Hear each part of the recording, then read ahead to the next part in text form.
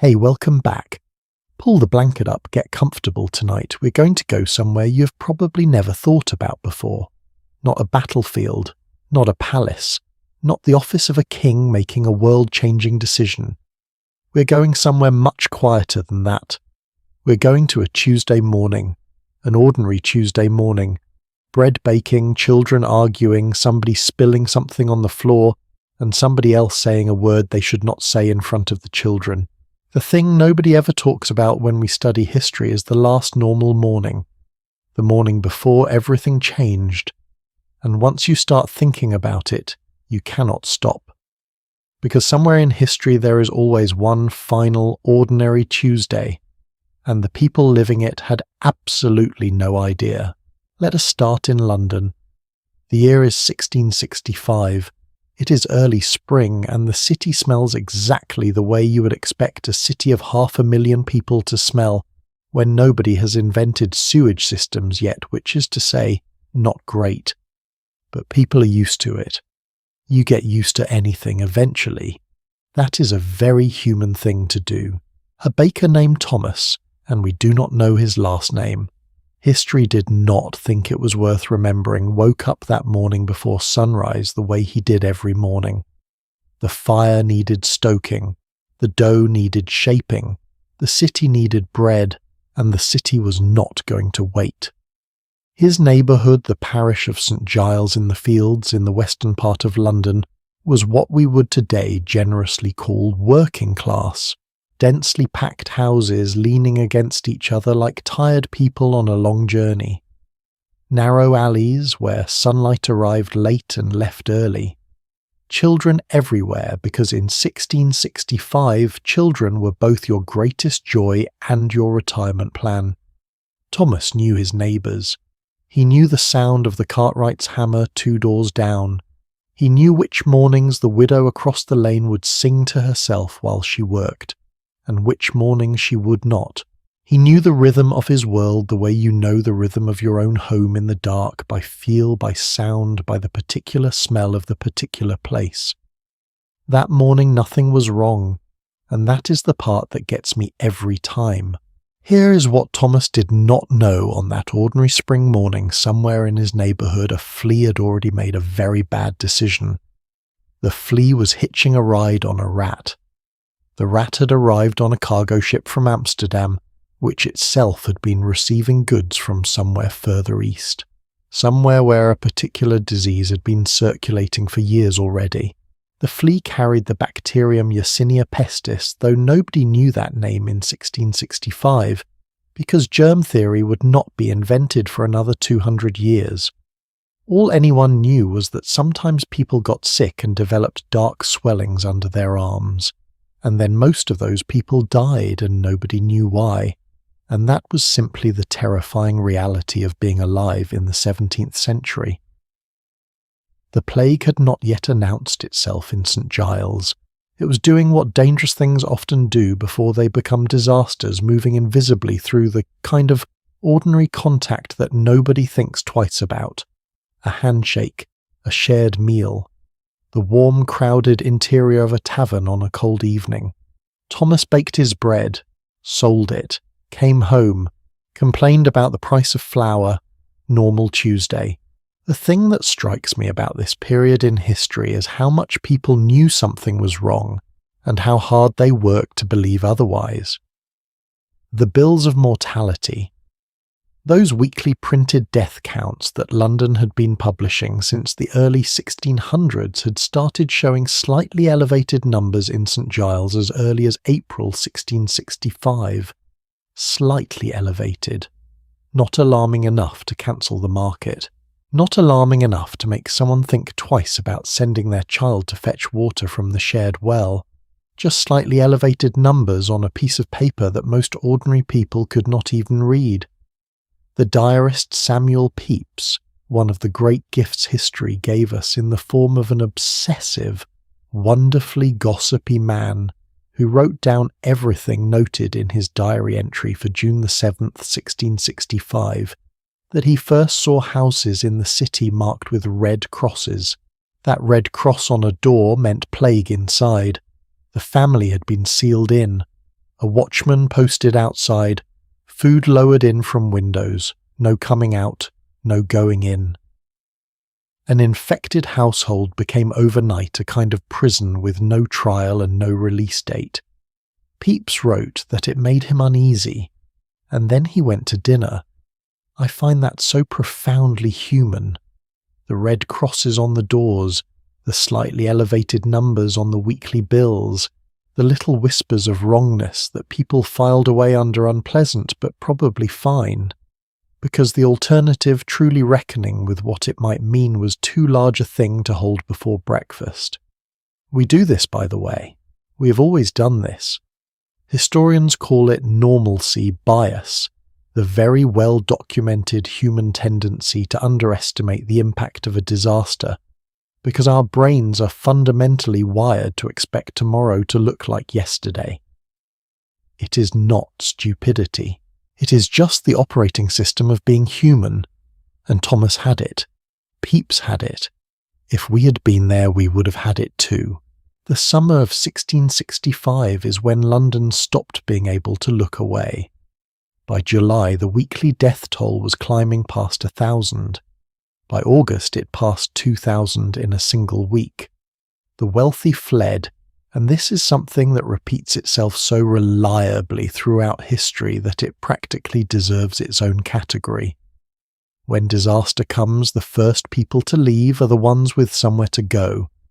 King Charles II and his court retreated to Oxford.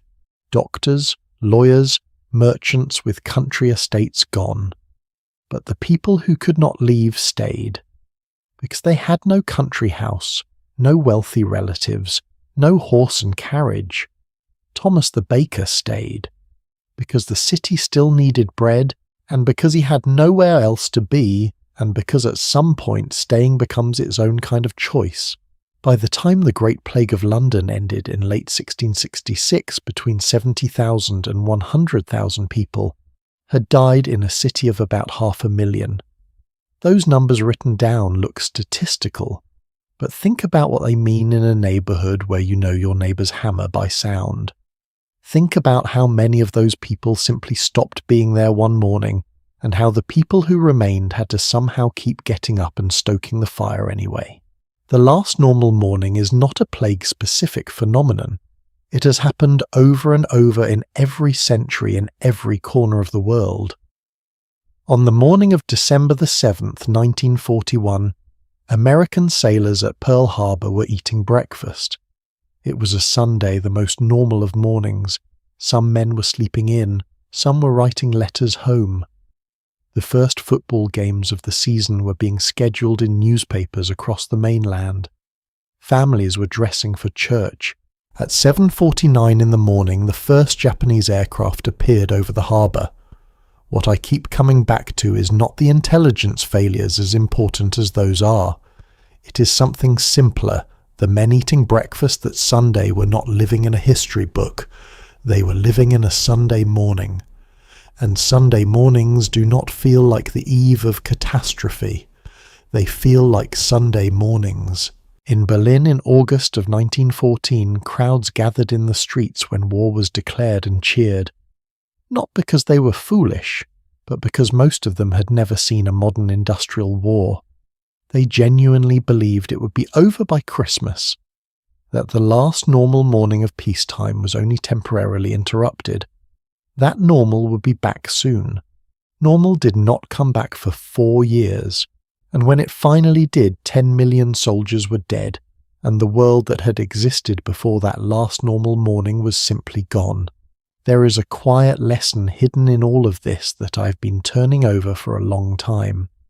The people who lived through these moments, the baker in St. Giles, the sailor at Pearl Harbor, the young man cheering in the Berlin street, were not background characters in a story about big historical events.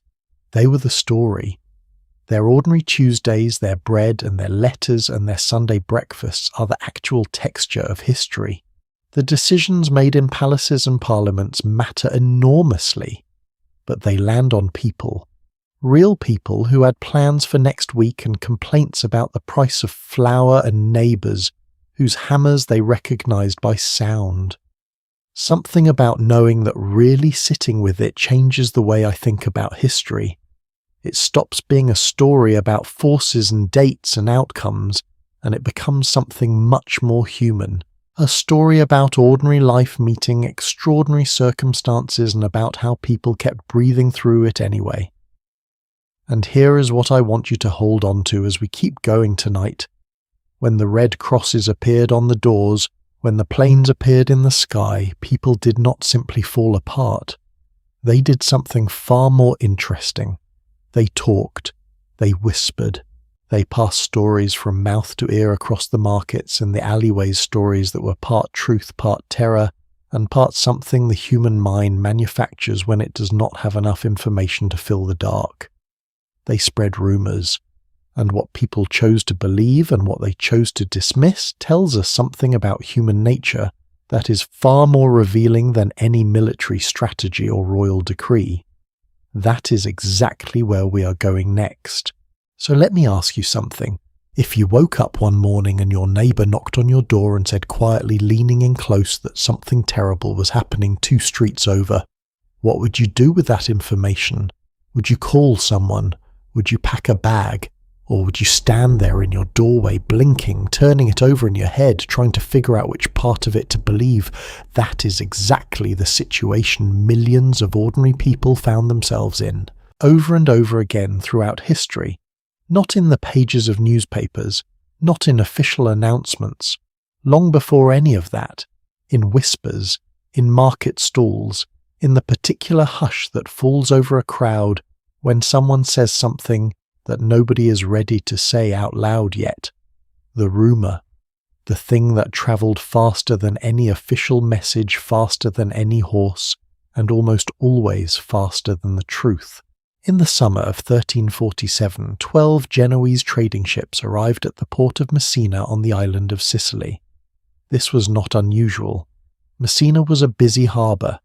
Ships from the eastern Mediterranean came and went, constantly carrying spices, silk, grain, and the gossip of a dozen ports. The sailors on those particular 12 ships, however, were not carrying gossip. Most of them were dead, and the ones still alive wished they were not. The port authorities ordered the ships out of the harbour immediately, but it was already too late. What happened next in Messina is fascinating to me. Not for the disease itself, which would go on to kill somewhere between 30 and 60% of Europe's entire population over the following years, but for the way ordinary people handled information about it, or rather the way they did not handle it, because the information they received was fragmentary, contradictory, terrifying, and delivered through the most unreliable possible channels other scared people. Think about the position of a merchant in Messina in late October of 1347. He has heard through someone who heard it from a sailor who heard it from a dock worker that the ships that came in were carrying some kind of sickness. He has heard a different version from his wife's sister who says it is not a sickness but a punishment from God. He has heard a third version from a man at the market who says it is nothing. The port authorities overreacted, the ships have been sent away and everything is fine. 3 stories, 3 sources, all equally confident, none of them with any way to verify what they were saying. Which one would you believe? This is the thing about rumours in a crisis that historians find endlessly revealing. The version people choose to believe almost never reflects the actual facts. It reflects what people need to be true. What is bearable to believe? What gives them the most sense of control in a situation that is fundamentally terrifyingly out of control? In medieval Europe, the dominant explanation for the Black Death that spread through those early rumours was not medical. It was moral.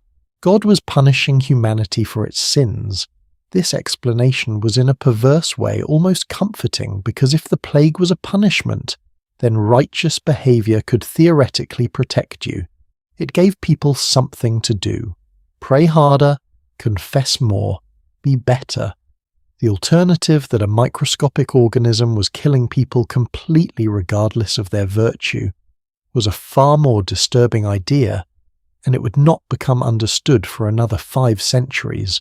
But here is where the rumour becomes dangerous, and this is the part of history I think we often gloss over too quickly. Because when people decided that the plague was God's punishment for sin, they very quickly started asking whose sin, and the answers they arrived at spread through those same market stall whispers, and neighbourhood conversations were catastrophic. Jewish communities across Europe were accused of poisoning the wells. The rumour spread from town to town ahead of the plague itself, and in some places the persecution of Jewish communities began before a single plague death had occurred locally. In Strasbourg in February of 1349, several hundred Jewish residents were burned alive, even as city leaders who actually tried to resist the mob violence were removed from their positions for their trouble. The plague did not make those people violent. The rumour did. That is a distinction worth sitting with for a moment. Now fast forward about 600 years. Different continent, different crisis, same fundamental pattern. It is December of 1941 and the attack on Pearl Harbor has just happened. Within hours, not days hours, rumours are burning through American cities with a velocity that no newspaper could match. In California, people are hearing that Japanese submarines have been spotted off the coast of Los Angeles, that Japanese aircraft have been seen over San Francisco, that Japanese Americans in California have been secretly communicating with the enemy, leaving lights on in their windows to guide bombers. None of these things were true. The submarines were not there. The aircraft were not there. The lights in the windows were simply lights in windows. But the rumours moved so fast and people were so frightened and the fear was so genuine that within 2 months, by February of 1942, President Roosevelt had signed Executive Order 9066. Over 110,000 Japanese Americans, the vast majority of whom were American citizens, were forcibly relocated to internment camps. They lost their homes, their businesses, their savings, years of their lives. A rumour born from fear spreading through a terrified population that had no reliable information and no way to tell truth from panic, and the consequences were real, documented and carried by real people for the rest of their lives. History is very good at reminding us that rumours are not just noise, they are a force. What is remarkable, though, and this is where I want to push back slightly against the darker reading of all this, is that rumours did not only destroy, sometimes they saved. In 1832, cholera arrived in New York City for the first time. The official response was, to put it charitably, slow. City authorities were reluctant to acknowledge the severity of what was happening, partly out of genuine uncertainty, and partly because admitting there was a cholera epidemic would devastate the city's commerce. Sound familiar it should. That particular hesitation has repeated itself with almost comedic regularity throughout history. But in the immigrant neighbourhoods of Lower Manhattan, in the Irish and German communities clustered in the densest parts of the city, rumours moved faster than the official silence. Word spread through churches, through taverns, through the informal networks of people who knew each other and trusted each other, more than they trusted City Hall, about which neighbourhoods were being hit hardest, which streets to avoid, which wells seemed to be connected to the sick houses. Was all of that information accurate? No. But enough of it was directionally correct that people who acted on those neighbourhood rumours and moved their families away from certain areas had measurably better outcomes than those who waited for official guidance that arrived weeks later. Informal community knowledge passed mouth to ear acted as a kind of distributed early warning system that the official infrastructure simply could not replicate. Researchers who have studied epidemic responses across history have noted this pattern repeatedly. Communities with dense social networks and strong informal communication, which sounds like a polite way of saying communities, where everyone knows everyone's business, consistently outperform more atomized communities in the early chaotic days of a crisis. The gossip, the nosy neighbour, the person who cannot resist telling you what they overheard, they're in some very real historical sense a public health asset. I find that genuinely funny, and also genuinely true. There is something else about rumours in extreme times that has always struck me as deeply uncomfortably honest about human nature.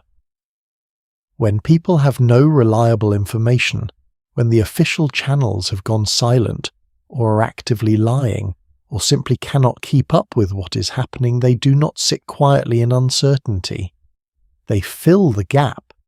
The human mind, it turns out, is constitutionally opposed to a blank space.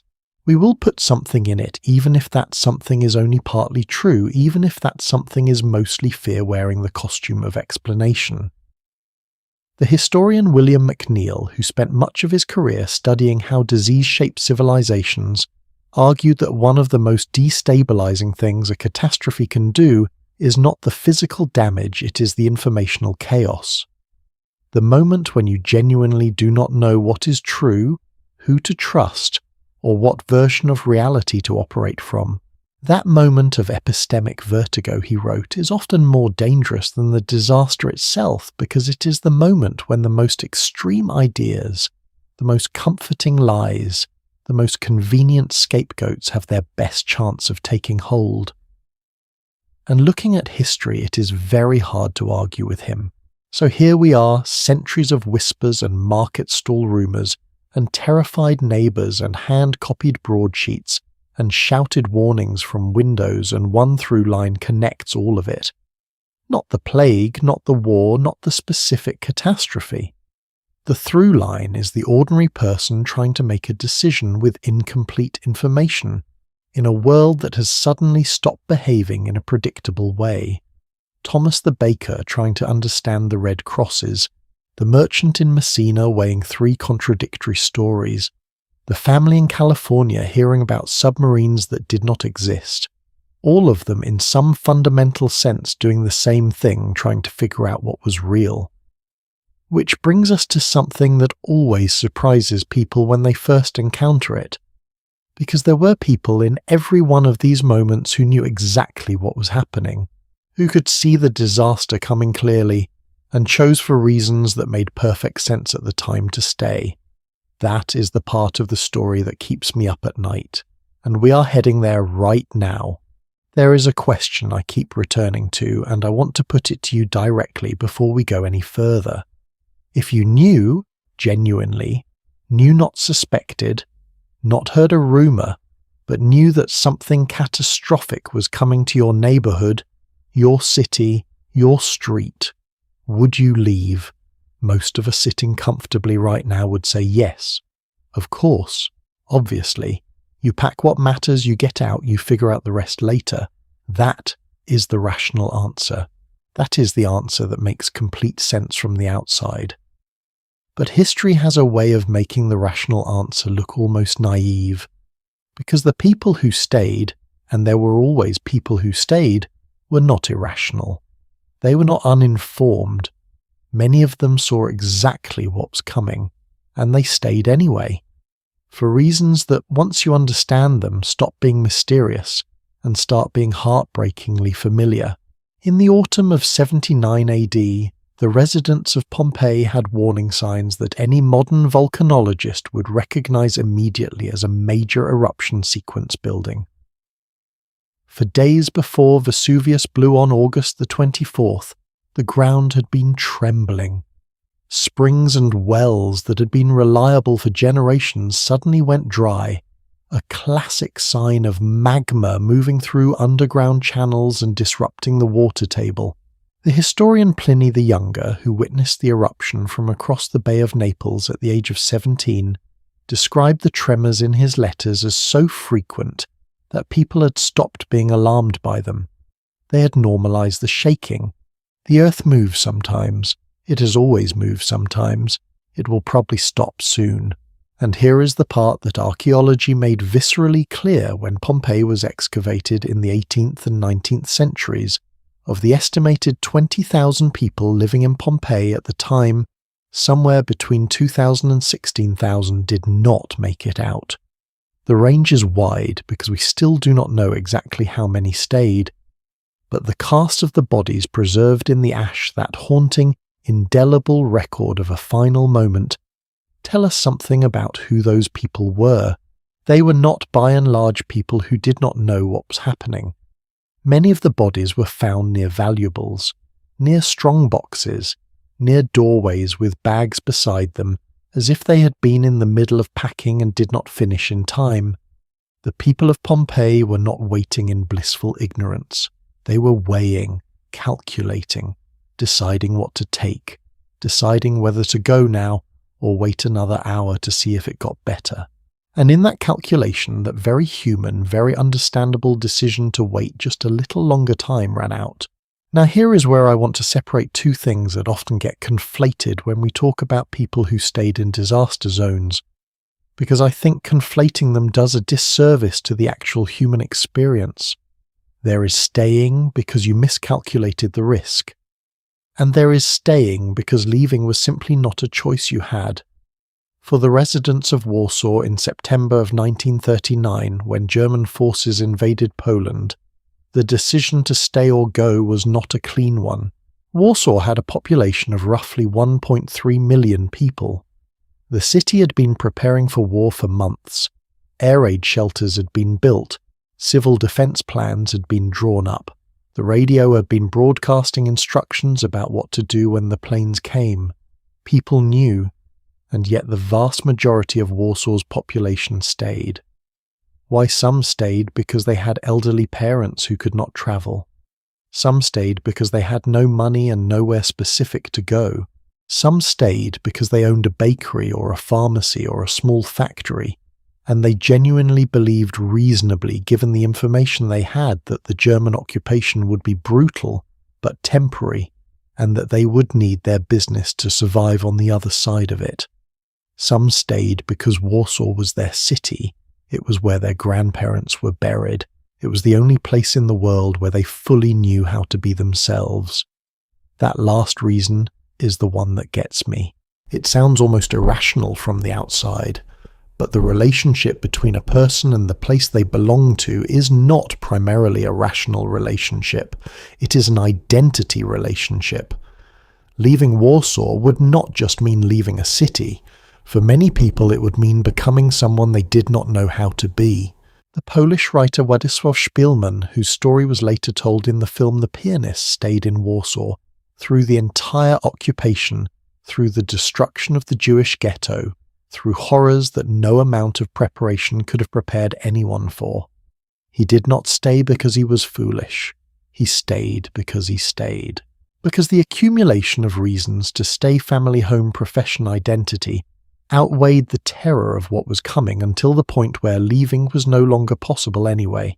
There is a concept in disaster psychology that researchers call the departure threshold, the specific moment at which an individual decides that the cost of staying has finally exceeded the cost of leaving. And what is remarkable and somewhat chilling about this research is how consistently human beings set that threshold too high.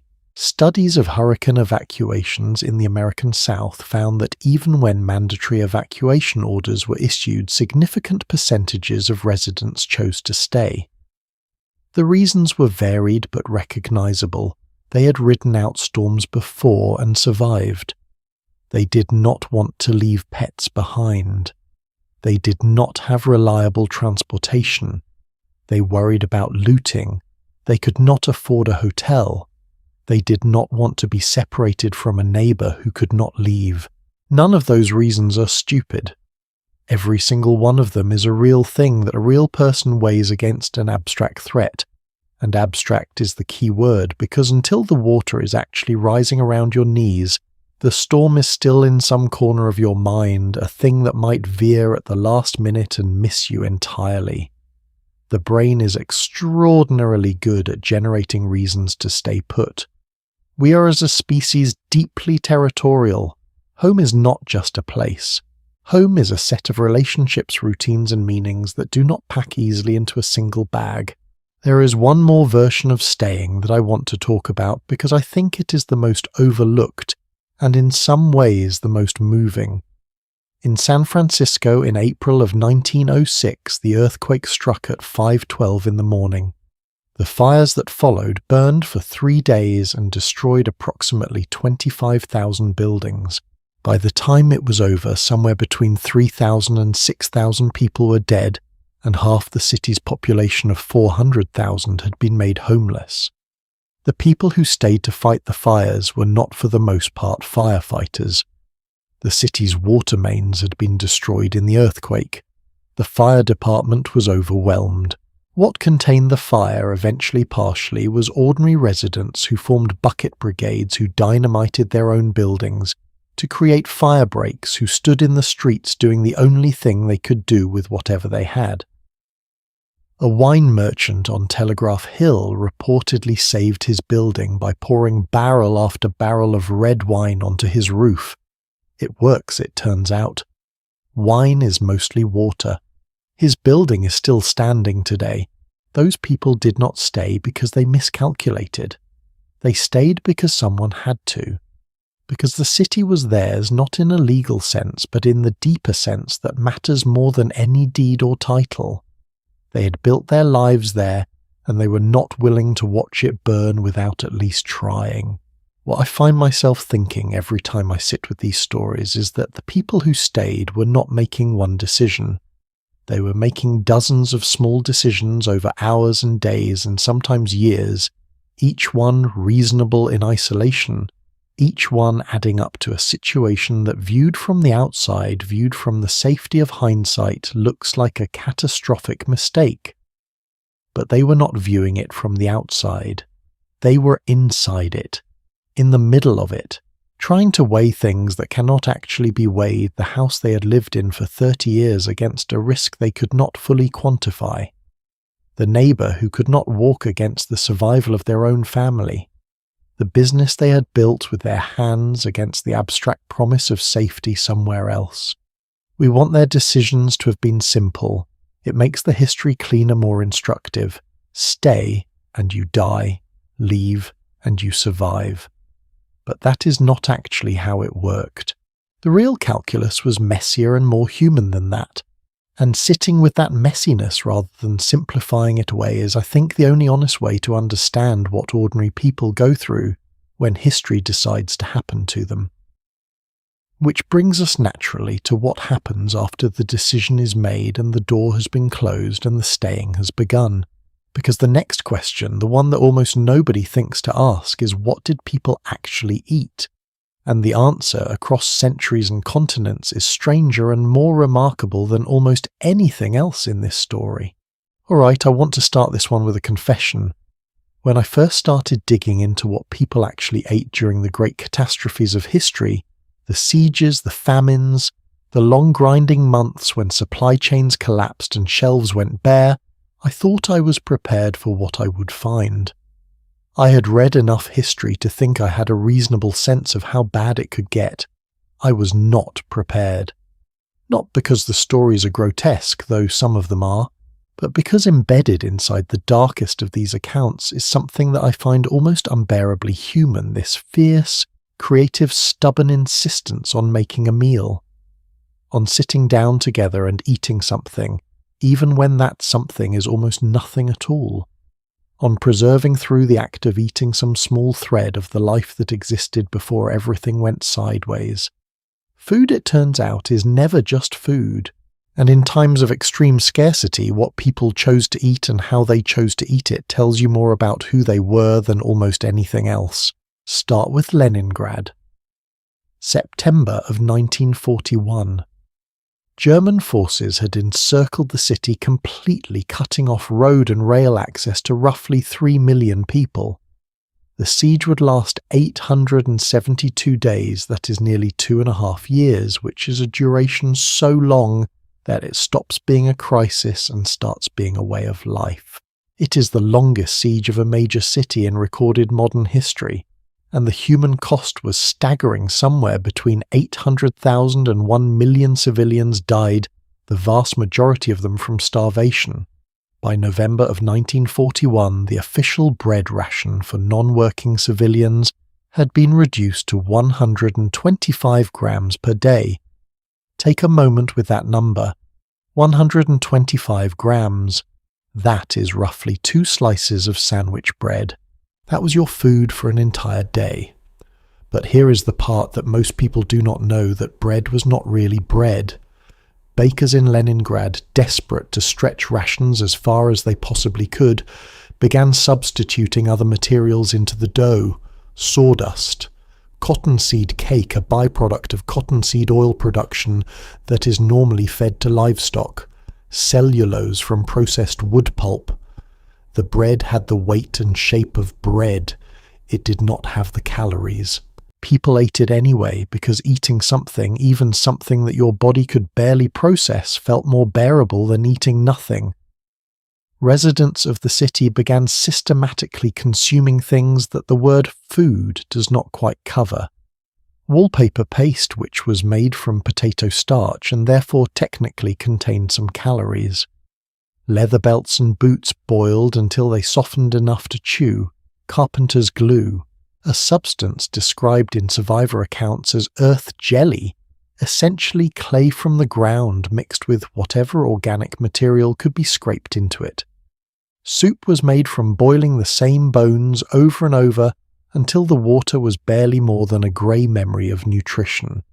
And through all of this, and this is the part that stays with me, people maintained rituals. They set the table. They used real bowls and real spoons. Diarists from the siege describe the strange formality of sitting down to a meal of hot water and a few grams of bread served on a cloth-covered table as though company were expected. As though the act of sitting down together to eat even that could hold the world in its proper shape a little longer. The Paris of 1870 offers a slightly different angle on the same terrible mathematics, and frankly, one that is easier to approach with a kind of rueful, dark humour, because the Parisians faced their siege with a particular flair that is hard not to admire. In September of 1870, Prussian forces surrounded Paris as part of the Franco-Prussian War. The siege lasted 4 months. By November, the city's conventional food supply was exhausted. By December, Parisians were eating horses, which actually makes sense, horses being large and providing a reasonable amount of meat. By January, they had moved on to the more exotic residents of the Paris Zoo.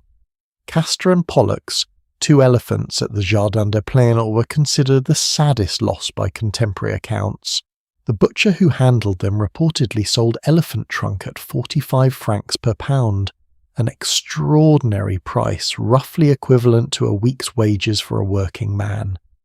Yak, camel, reindeer and a kangaroo also made their way onto Paris dinner tables that winter.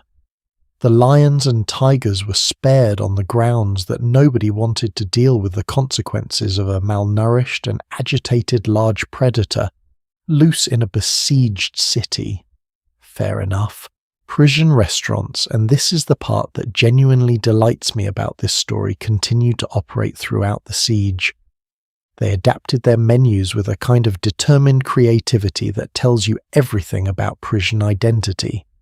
One restaurant reportedly served cat in sauce billed as roof rabbit, a name that at least demonstrates a sense of humour about the situation.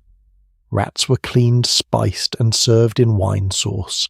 A cookbook published during the siege offered recipes for dog broth with green peas, and various preparations of siege meat that carefully avoided specifying what animal was involved. People ate, they dressed for dinner, they argued about the preparation, they ate strange things in familiar ways because the familiar ways were the last thing they had. Here is the question I always find myself asking when I read these accounts: is that admirable or heartbreaking? My honest answer is that it is both, and that the two things are not in conflict.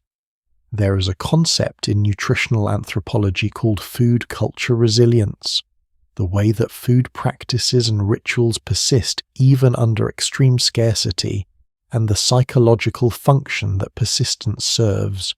Researchers who have studied famine communities across history and across the world have noted a consistent pattern: the communities that maintained food rituals the longest, even when those rituals were performed with almost nothing, showed better psychological cohesion, and in some measurable ways better physical survival outcomes than communities where food rituals collapsed entirely. It is not magic. The calories in a carefully arranged quarter slice of bread are exactly the same as the calories in the same bread eaten standing over a sink. But the ritual of eating together, of preparing food, with intention of treating a meal as a meal, rather than merely as fuel, that ritual maintains something in people that turns out to matter for survival. A sense of continuity. A sense that they are still in some meaningful way themselves. The people of Leningrad who set the table for a bowl of grey water understood this instinctively, even if they would not have used those words. Across the Atlantic and across the centuries, the Irish famine of 1845 to 1852 offers perhaps the starkest example of what happens when that food culture resilience is pushed past its breaking point.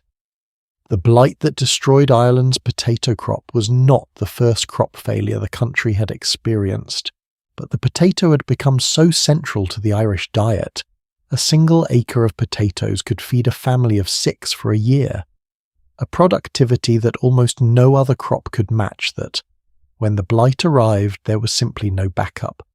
Between 1 million and 1.5 million people died of starvation and related illness. Another million emigrated in the first 2 years alone, and emigration continued at massive rates for decades afterward. What strikes me about the Irish famine studied alongside Leningrad and the Paris siege is the difference in what scarcity does to a community, depending on the duration and the degree of outside response. Leningrad was a siege terrible, but understood to be temporary, with a defined enemy and a reason to hold on. Paris was a siege lasting months, with a city that retained its social infrastructure and some of its economic life. Ireland was neither a siege nor a temporary crisis. It was a slow, grinding years-long dissolution of an entire way of life, with a state response that ranged from inadequate to actively callous. The food culture resilience that helped Leningrad's residents maintain psychological cohesion could not survive 7 years of famine in the same way. By the worst years of the Irish famine communities has been so depleted, so scattered by emigration and death, that the social fabric that food rituals require other people at table, a shared meal had in many places simply ceased to exist. The meal requires a table. The table requires a home. The home requires people to be in it. When those things go one after another, what is lost is not just nutrition. It is the architecture of a life. I do not want to end this section in darkness, though, because for all the devastation these stories contain, there is something else here too, something that I think matters just as much. In every one of these moments, people invented. They problem-solved. They looked at sawdust and thought, could this be made edible? They looked at an elephant and thought, this is not what we had planned for dinner, but we will make the best of it. They took the almost nothing that remained, and they made it through sheer, stubborn human creativity into a meal.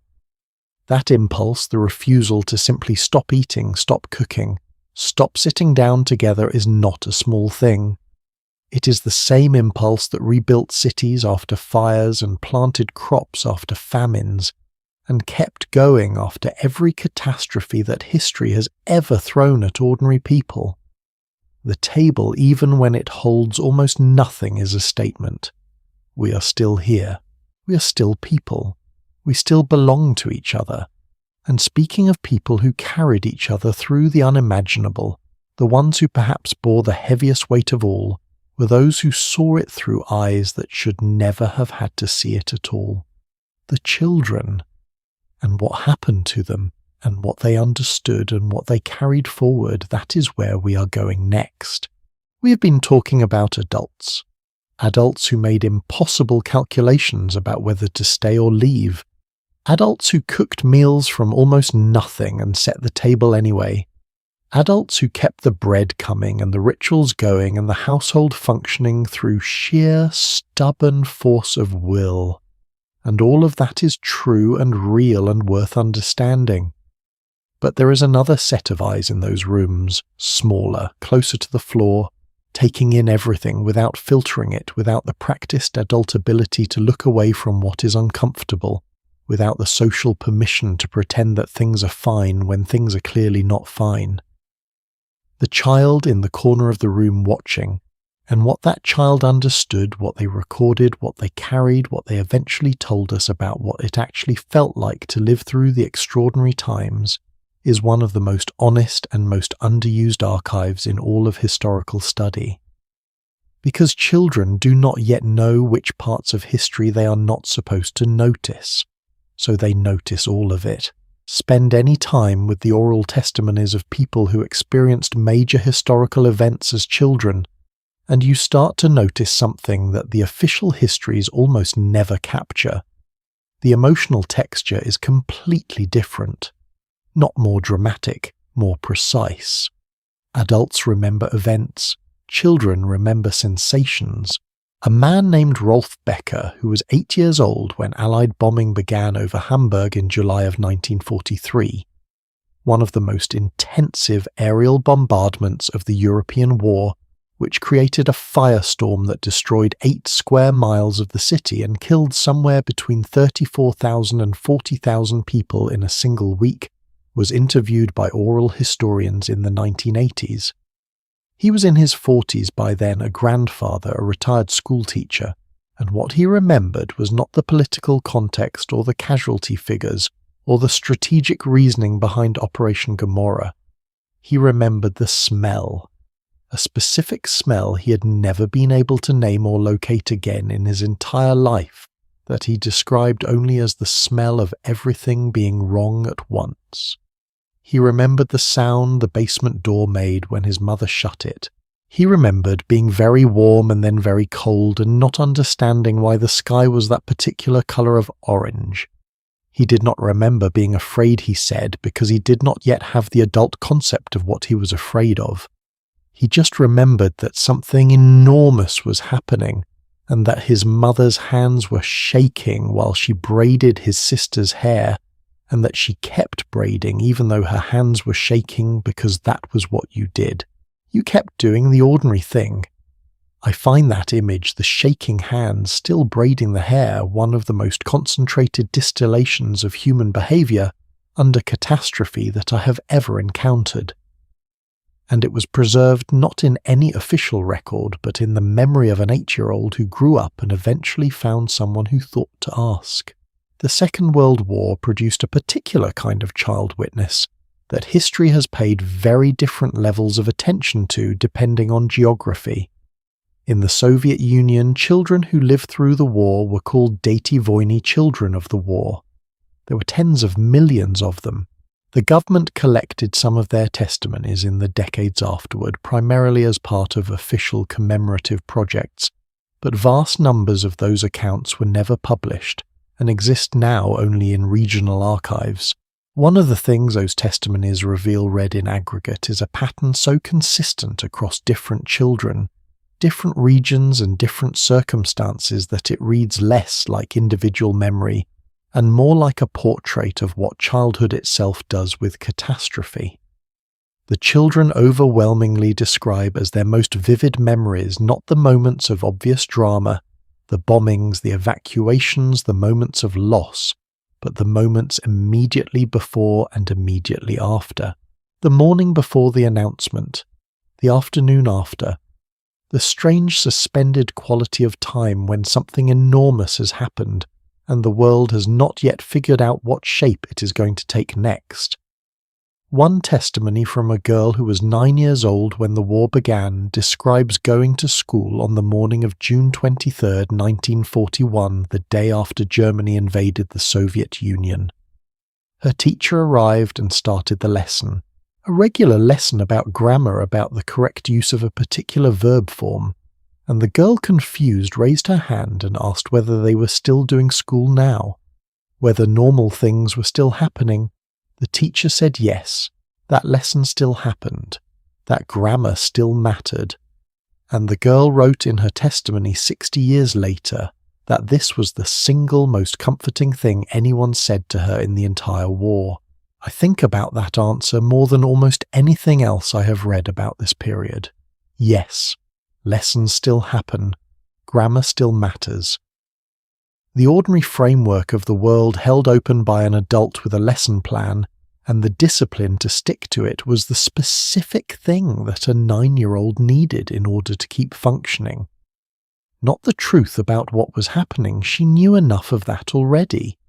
The ordinariness, the insistence that some things were still going to proceed the way they had always proceeded. Here is something I want to ask you, and I want you to actually think about it, rather than just moving past it. When you remember your own childhood, the most vivid memories, the ones that have stayed sharpest, are they the big official events, the things that would appear in a history book if someone were writing about that period? Or are they the sensory details, the specific smell of a particular room, the sound a door made, the feeling of a hand on your shoulder at a moment you did not expect it? Memory in children attaches to texture rather than fact, to feeling rather than event, and this means that the child witnesses of historical catastrophe are giving us something that adult testimony often cannot, the actual felt experience of living through it. What it was like from the inside at the level of the body and the senses and the emotions, rather than the level of political analysis or strategic retrospect. This is why historians have increasingly turned to the study of children's wartime experience not as a supplement to the main historical record, but as a corrective to it. Because what the children noticed, the shaking hands still braiding the hair, the teacher who kept doing the lesson, the particular quality of the silence after the announcement is not secondary information. In some ways, it is the most primary information we have, the information about what any of this actually cost, measured not in statistics, but in the specific, irreplaceable particulars of actual lives. The children of catastrophe grew up, and many of them refused to talk about what they had seen not from indifference, but from the deliberate protectiveness of people who knew what that kind of knowledge costs. The children of Hiroshima who became parents often made a conscious decision not to tell their children what August 6th had looked and felt like. The children of the Warsaw Uprising carried the same deliberate silence into their new lives abroad. That silence is its own form of evidence. It tells us the knowledge was heavy enough to be worth protecting others from. And then often, decades later, the silence broke. An interviewer asked the right question. A grandchild pressed hard enough. A commemoration project arrived with a microphone. And out came the smell of everything being wrong at once. The shaking hands still braiding the hair. The teacher with the grammar lesson on June 23rd. The details that had been carried for decades intact and precise, waiting for someone to understand that they mattered. All of which is to say the children were watching. They always were. And what they saw in those rooms, in those basements, in those kitchens where adults maintained impossible rituals under impossible pressure, was not just suffering and endurance. They saw most clearly of all the other people in these rooms, the ones doing the work that nobody officially appointed them to do, the ones who kept showing up day after day to stand between the living and whatever was trying to make them otherwise. And those are the people we need to talk about next. The ones who did the most dangerous work, the ones the children watched and never forgot. The doctors and the grave diggers and the ones history calls saints. Picture the most dangerous job in the world, not dangerous in the modern sense, not crab fishing in the Bering Sea, or working on a high-voltage power line, though those are genuinely terrifying. Dangerous in the sense that simply showing up to work on an ordinary morning in ordinary clothes meant placing yourself directly between a dying population and the thing that was killing them, with no protective equipment worth mentioning, with no understanding of what you were actually dealing with no real tools except your hands and whatever passed for medical knowledge at the time. That was the position of the plague doctor in 14th and 17th century Europe, and the more I have read about them, the more I find myself thinking that they represent something about human professional duty that we have almost entirely forgotten how to talk about. The image most people carry of the medieval plague doctor is the beaked mask, that strange, almost theatrical contraption that looks like it belongs on a carnival float rather than a sick room. Long black robes, a wide-brimmed hat, a wooden staff for keeping patients at a manageable distance. It looks frankly absurd, and I say that with complete respect for the people who wore it. The beak was filled with aromatic herbs, lavender mint camphor dried flowers. The theory drawn from the dominant miasma model of disease at the time was that plague spread through bad air and that the fragrant herbs would filter out the corruption before it reached the doctor's lungs. It did not work in the way they thought it worked. Plague spreads primarily through flea bites and respiratory droplets, not miasma, but the thick robes and the wax-coated outer layer of the costume did provide some genuine barrier against fleas, which means that parts of the plague doctor's regalia were accidentally effective for the completely wrong reasons, which is, when you think about it, a fairly good metaphor for a lot of early medicine. What is not accidental, and what I think deserves far more attention than it usually gets, is the courage involved. Because the plague doctors who donned those robes and walked into the infected houses of 14th century Florence or 17th century Marseille were not doing so in ignorance of the risk. They knew people who wore those suits had died. They knew the mortality rate in the neighbourhoods they were entering.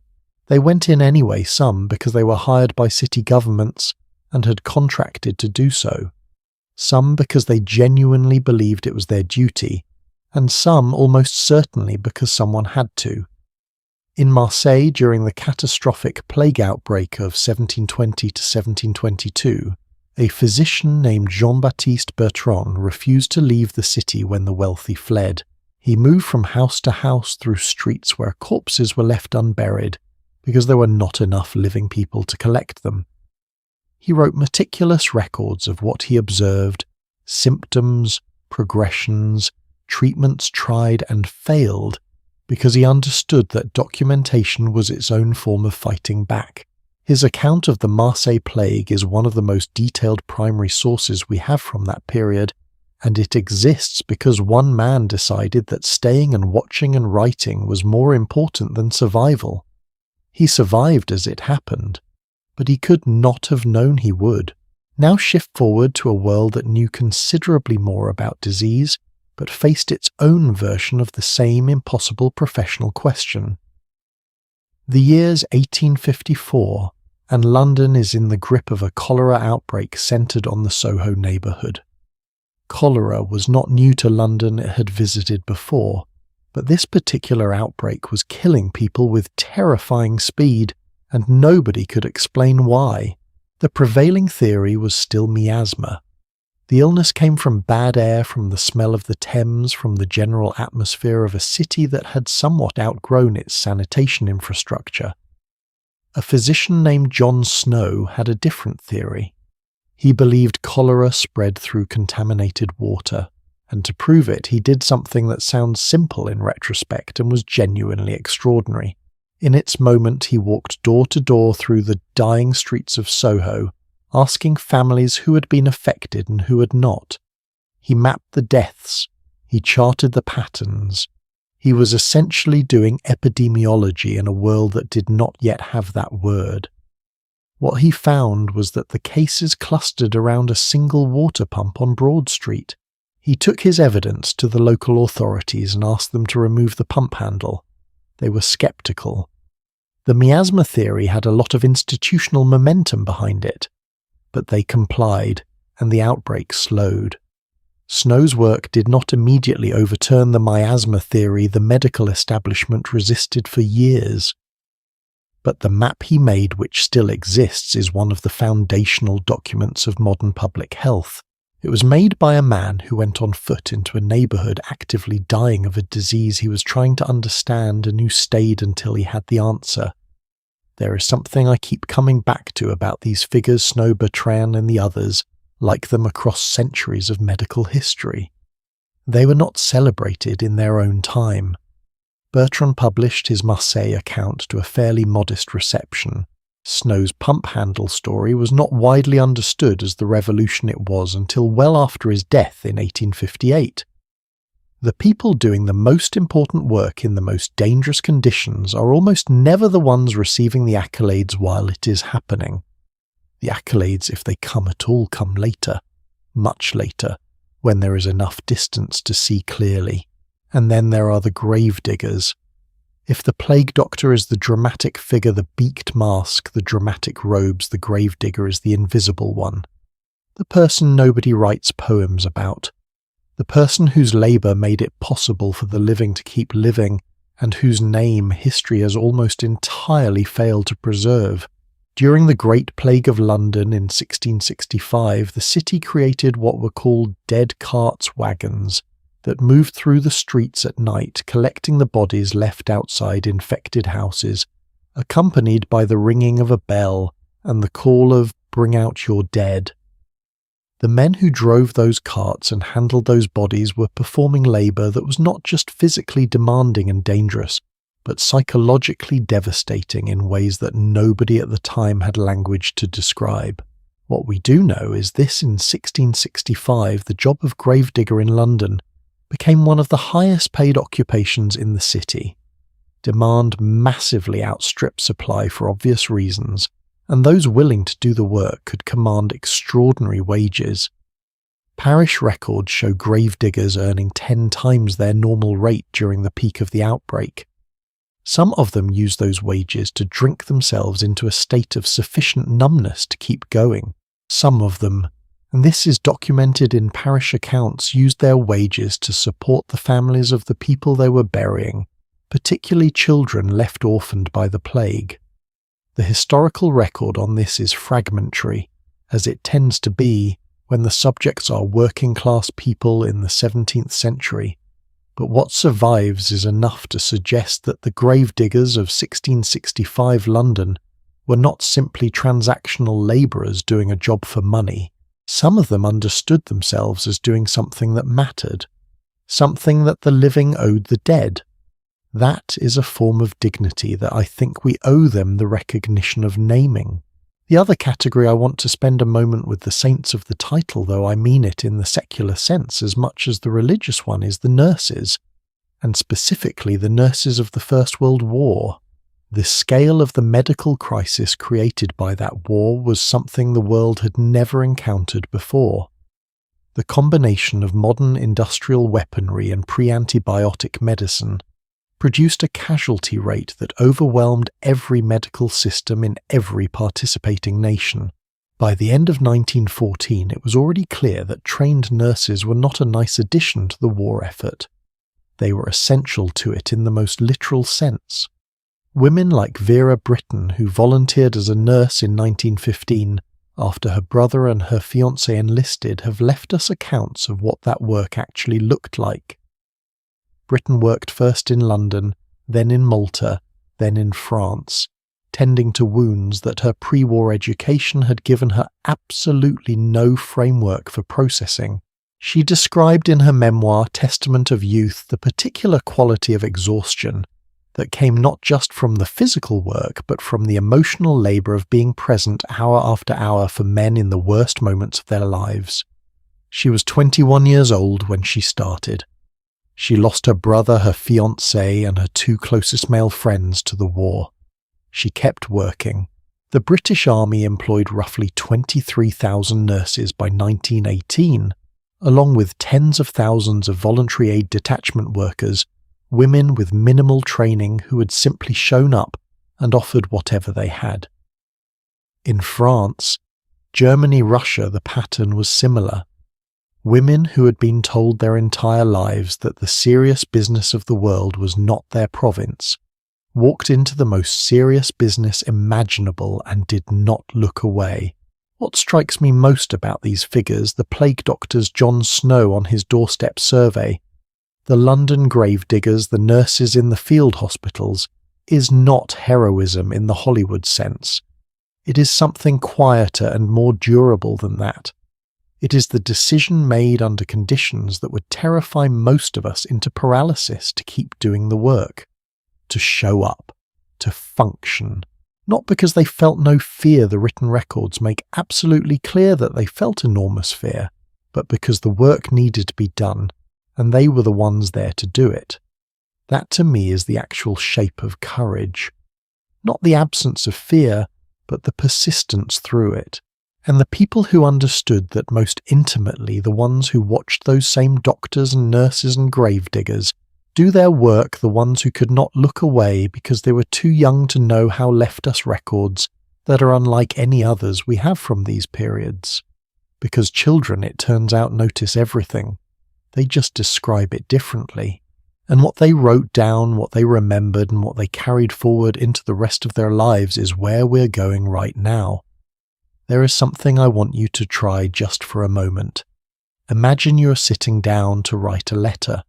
You have paper and ink, or maybe just a pencil stub worn down to almost nothing. You know this letter may take weeks to arrive.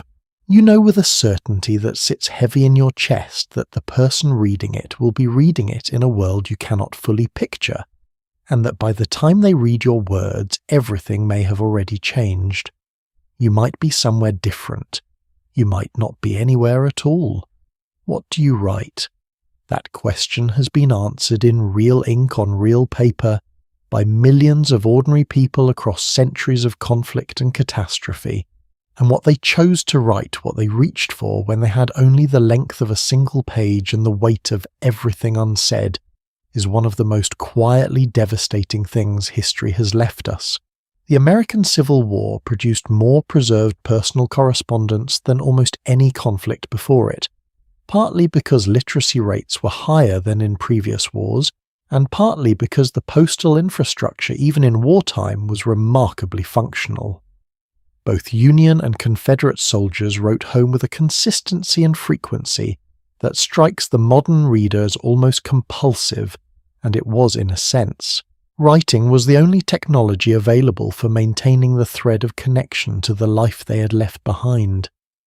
What those letters almost never contain is what you might expect. Very few frontline soldiers wrote graphic descriptions of combat to their families. What they wrote about with a tenderness and specificity that can still stop you mid-sentence was the ordinary. A soldier named Sullivan Ballou, a Union major from Rhode Island, wrote to his wife Sarah 1 week before the First Battle of Bull Run, in July of 1861, a letter so precisely balanced between love and premonition that it has been read and reprinted for over 160 years since. He wrote about the memories of their years together. He wrote about his boys. He wrote about the blossoms of their garden. He told her that if he did not return, she should not mourn too long because he would wait for her in whatever came after. Sullivan Ballou was killed at Bull Run 1 week later. The letter was found among his belongings. Sarah never remarried. I have read that letter more times than I can count, and every time I read it, the part that undoes me is not the grand romantic declaration at the end. It is the part where he mentions the garden, the ordinary domestic detail inserted between discussions of duty and death, because the garden was real and it was his, and naming it was a way of insisting that the life it belonged to was also real and also his, and could not simply be erased by what was happening around him. Shift forward 50 years to the trenches of the Western Front and the letters acquire a different texture, though the impulse behind them is startlingly similar. The British Army in the First World War handled approximately 2 billion pieces of mail over the course of the conflict. 2 billion. That number is so large it becomes abstract, so let me make it smaller. At the peak of the war, the army was processing an average of 12 million letters and parcels every single week. A dedicated postal section of the Army Postal Service, had been created specifically to manage the volume, employing thousands of people whose entire wartime job was making sure the letters got through. Why did the military invest so heavily in this? Because commanders and medical officers understood from very early in the war that the correspondence between soldiers and their families was not a sentimental luxury. It was a psychological lifeline. Men who received regular letters were measurably more functional, more stable, less likely to develop the cluster of symptoms that was then being called shell shock and is now understood as combat-related trauma. The letters were in the most practical military sense a tool for keeping soldiers capable of fighting. And yet reading those letters now, what strikes you is not their function as a tool, it is their humanity. A British private named Harry Lamin wrote to his family from the front, with careful, deliberate cheerfulness describing the meals, the countryside, the small details of daily life, almost never the fighting itself. His letters were eventually compiled and published, and what they reveal is an almost architectural effort to protect his family from the reality of where he was. He wrote as though the war were a slightly inconvenient trip, and the garden at home were the most important thing in the world, because for him, in the deepest sense it was. That pattern, the deliberate minimization of danger, the insistence on the domestic and the ordinary appears so consistently across wartime correspondence from so many nations and so many conflicts that it almost functions as its own literary genre. The unsaid becomes as important as the said. The reader who knows what the writer is not writing about understands the letter in an entirely different register than its surface content. But I want to talk about a different kind of wartime letter, because the love letter in extremity is not always written to a romantic partner. Sometimes it is written downward across the generation gap from a parent to a child who may not be old enough to fully read it yet. During the Second World War, Jewish families across occupied Europe, particularly in Poland, France, and the Netherlands, sometimes had days or hours of warning before deportation. In that window, some parents wrote letters to children who'd been hidden with non-Jewish neighbours, or in convents, children who the parents may never have expected to see again. These letters, many of which survived the war in attics and shoeboxes and church archives, are some of the most wrenching documents in the entire historical record. What is remarkable about them, and I say this carefully because remarkable feels like an insufficient word, is their tone. Not despair, not accusation, not a cataloguing of grievances against the world that was doing this to them. Many of these letters are suffused with an almost superhuman gentleness. They describe ordinary things, how to make a particular dish. The child had loved the name of a relative in another city who might be found after the war, a joke the family had shared. Instructions for living written by people who understood they might not be alive to give those instructions in person. A woman named Etty Hillesum, a Dutch Jewish writer who was eventually deported to Auschwitz and did not survive, kept a diary and wrote letters throughout the war that have since been published and read around the world. She was not writing to a child, she was writing to friends, to the world, to whatever future might eventually read her words. What she wrote in full knowledge of what was happening to her people, and likely to herself, was not a document of despair. It was a document of fierce, deliberate aliveness. She wrote about the beauty of a single jasmine plant outside her window. She wrote about what it felt like to think clearly, to feel clearly, to refuse to surrender the interior life even when the exterior life was being dismantled. She wrote, "I wish I could live through this time well." She was 29 years old. Here is what I keep coming back to, sitting with all of these letters across all of these centuries. The garden, the jasmine, the blossoms, the joke about the particular dish, the cheerful description of a mediocre army meal sent home to a family eating rationed food in a bombed city. People in extremity do not in their letters home write primarily about the extremity. They write about the life they are trying to keep alive inside themselves, the specific texture-rich, irreplaceable details of the ordinary world they came from and hope to return to. The letters are not an escape from the catastrophe. They are an act of resistance against being defined entirely by it. That is something that only becomes clear when you read enough of them. Any single letter can seem like denial or simplification, or a protective lie told to spare a loved one from worry. But read them in accumulation: the Civil War letters, the Western Front letters, the letters from occupied Paris, the letters from the hiding places, and a pattern emerges that is not denial at all. It is a form of identity maintenance, a refusal to let the worst circumstances become the whole of who you are. You're still the person who grew those blossoms. You're still the person who knows how to make that dish. The jasmine is still there outside the window. As long as you can name these things, as long as the thread of connection holds, you are still whole. And the extraordinary thing is that for many of the people who wrote those letters, the thread did hold. Against odds that defy easy comprehension, it held. Though, of course, the thread did not hold in silence. What it needed, what it has always needed, was a whole other world, operating in the shadows beyond the reach of official systems and official prices, making certain that the necessities of survival were available to those who needed them. That world had its own rules, its own currency, and its own particular moral universe. It ran on everything that official society declared illegal, and it was everywhere.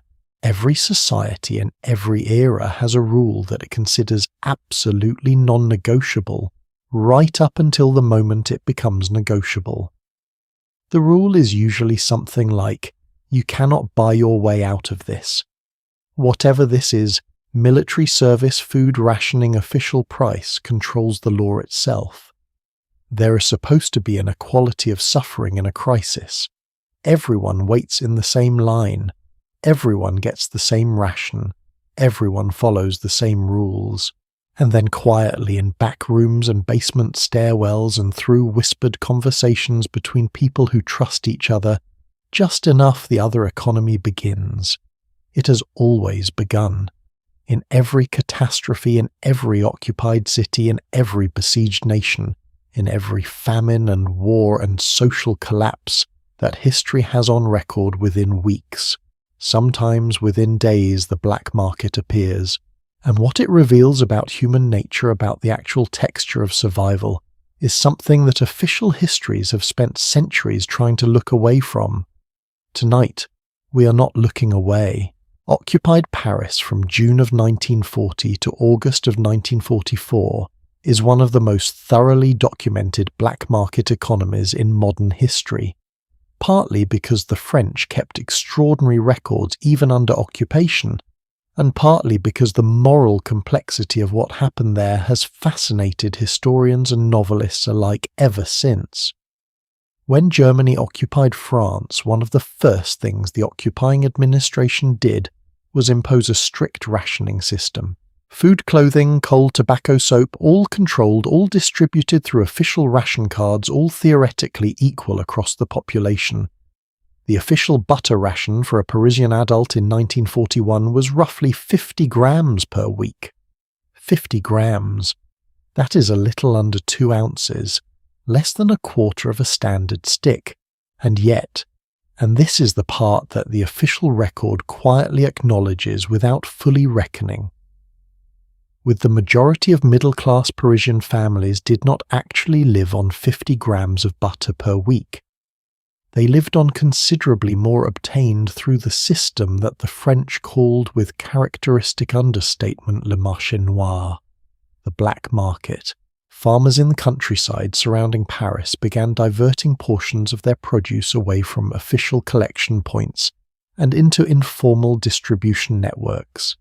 City dwellers who had relatives or connections in rural areas became essentially informal supply chain managers, making bicycle trips on weekends to return with a chicken tucked under a coat, or a wheel of cheese wrapped in a cloth, or eggs packed in straw at the bottom of a bag. This practice was so common that it acquired its own name, le système dit, from the French word débrouillard, meaning someone who is resourceful, who figures it out, who makes things work by whatever means are available. The French regarded le système dit with a kind of ambivalent pride that I find fascinating. It was illegal. it was also for many families the difference between adequate nutrition and genuine deprivation.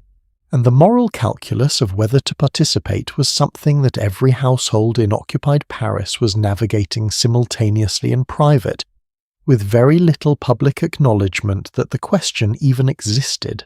Here is the uncomfortable truth that the black market forces into the open, and I think it is worth sitting with. Honestly, in a genuine scarcity crisis, the official distribution system almost never captures the full moral picture. Because rationing, however well-intentioned, distributes equally regardless of need. A labourer doing physical work 12-hour day has the same official caloric allocation as an elderly person who barely moves. A pregnant woman has the same ration as a person who is not pregnant.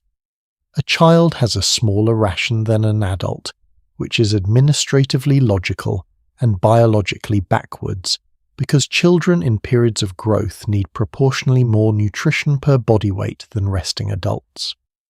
The black market, for all its obvious corruption and inequity, and the ways it advantages the wealthy over the poor, sometimes fills gaps that the official system cannot reach. It is uncomfortable to say that because the black market is also a place where the powerful exploit the desperate, where profiteering flourishes, where the people with the least resources end up paying the most in relative terms for the things they need most urgently. Both things are true simultaneously. The black market saves some people and grinds others into the ground, and it often does both at the same time to the same person. Now let us move the story across the Channel to Britain during the same years, because the British black market of the Second World War has a slightly different character that illuminates a different aspect of the same phenomenon. Britain's rationing system, introduced in January of 1940, was by most historical assessments considerably more equitable than France's, partly because Britain was not occupied, and therefore its own government was administering the system rather than a foreign power, and partly because the British rationing bureaucracy was genuinely well designed. It accounted for differences in physical labour. It gave extra allocations to pregnant women and young children. It was, by the standards of wartime food management, almost admirably fair, and the black market still flourished. By 1942, it is estimated that somewhere between 30 and 40% of the British civilian population had purchased rationed goods outside official channels at least once. Nylon stockings unavailable through official channels after American production, shifted entirely to military use, became one of the most traded informal commodities in the country. Cigarettes, which were not rationed but were chronically scarce, functioned as a secondary currency in everything from informal trades to outright bribery. The economist who documented the British wartime black market most carefully noted a pattern that appears across multiple scarcity economies. The black market does not emerge from moral failure. It emerges from the gap between what people need and what the official system provides, combined with the universal human capacity for informal problem solving. When that gap is small, the black market stays small. When the gap is large, the black market grows to fill it with an efficiency that would be impressive if it were not also so morally complicated.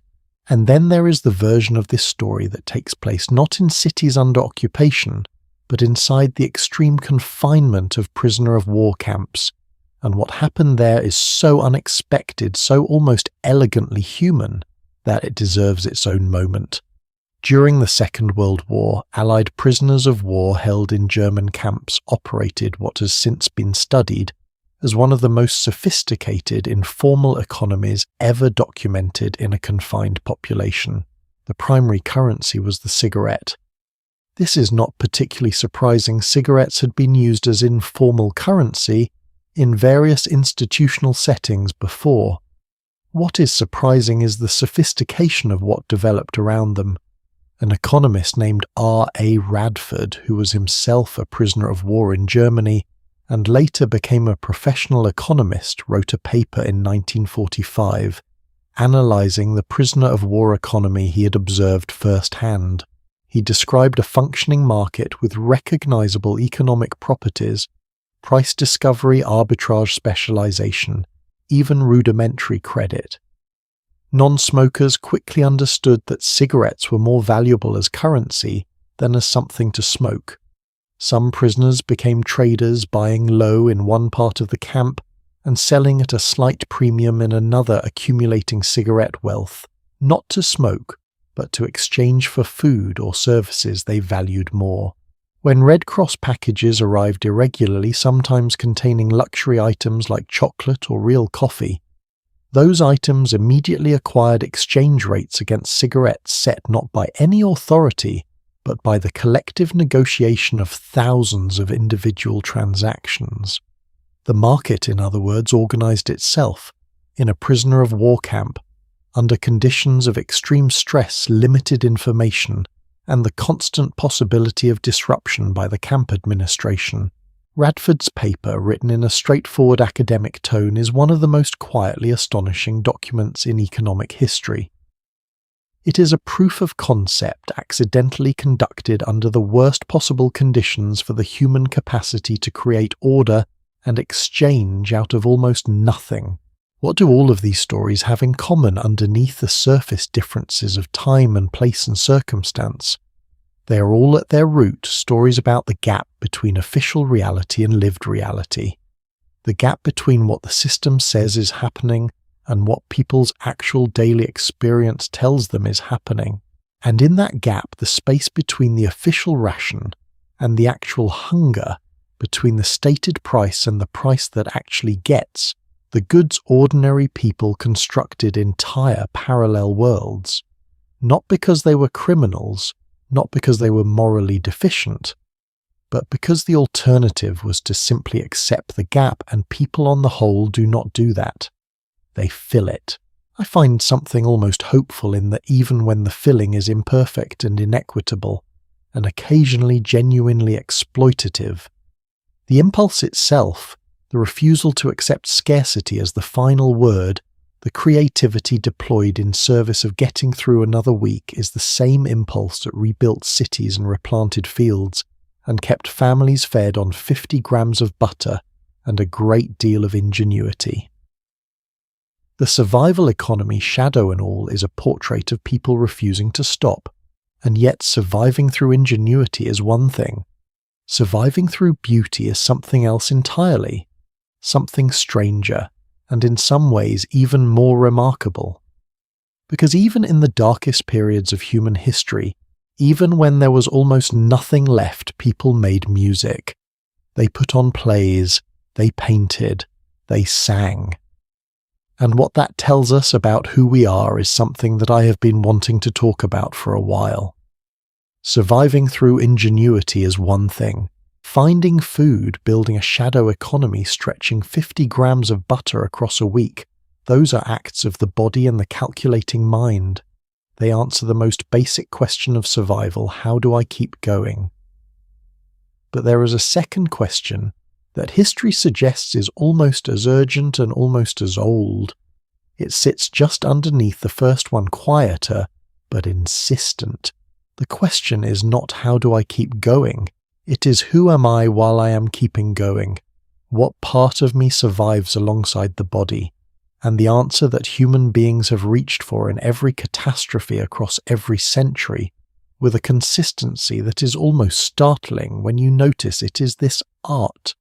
Music, theatre, the made thing, the thing that serves no practical purpose and cannot be eaten, and will not keep you warm, and that people have risked their lives, their rations, their safety, to create and attend and protect over and over again in the middle of the worst circumstances imaginable. That is the thing I want to talk about now. In the winter of 1941, a composer named Dmitri Shostakovich was living in Leningrad as German forces began their encirclement of the city. He was 35 years old, already famous already in complicated and dangerous relationship with the Soviet state, which had alternately celebrated and threatened him throughout his career. When the siege began, he stayed. He stayed, and he wrote. The work he produced during those first weeks of the siege before he was eventually evacuated on Stalin's personal orders in October of 1941, reportedly because Stalin considered him too valuable to lose, became the Seventh Symphony known as the Leningrad Symphony. He wrote the first 3 movements inside the besieged city with air raid sirens occasionally punctuating the silence he was working in. The 4th movement he completed in evacuation in Kuibyshev in December. The symphony premiered on August 9, 1942, a date deliberately chosen because it was the date that Hitler had allegedly predicted he would host a celebratory dinner in the besieged city's Hotel Astoria.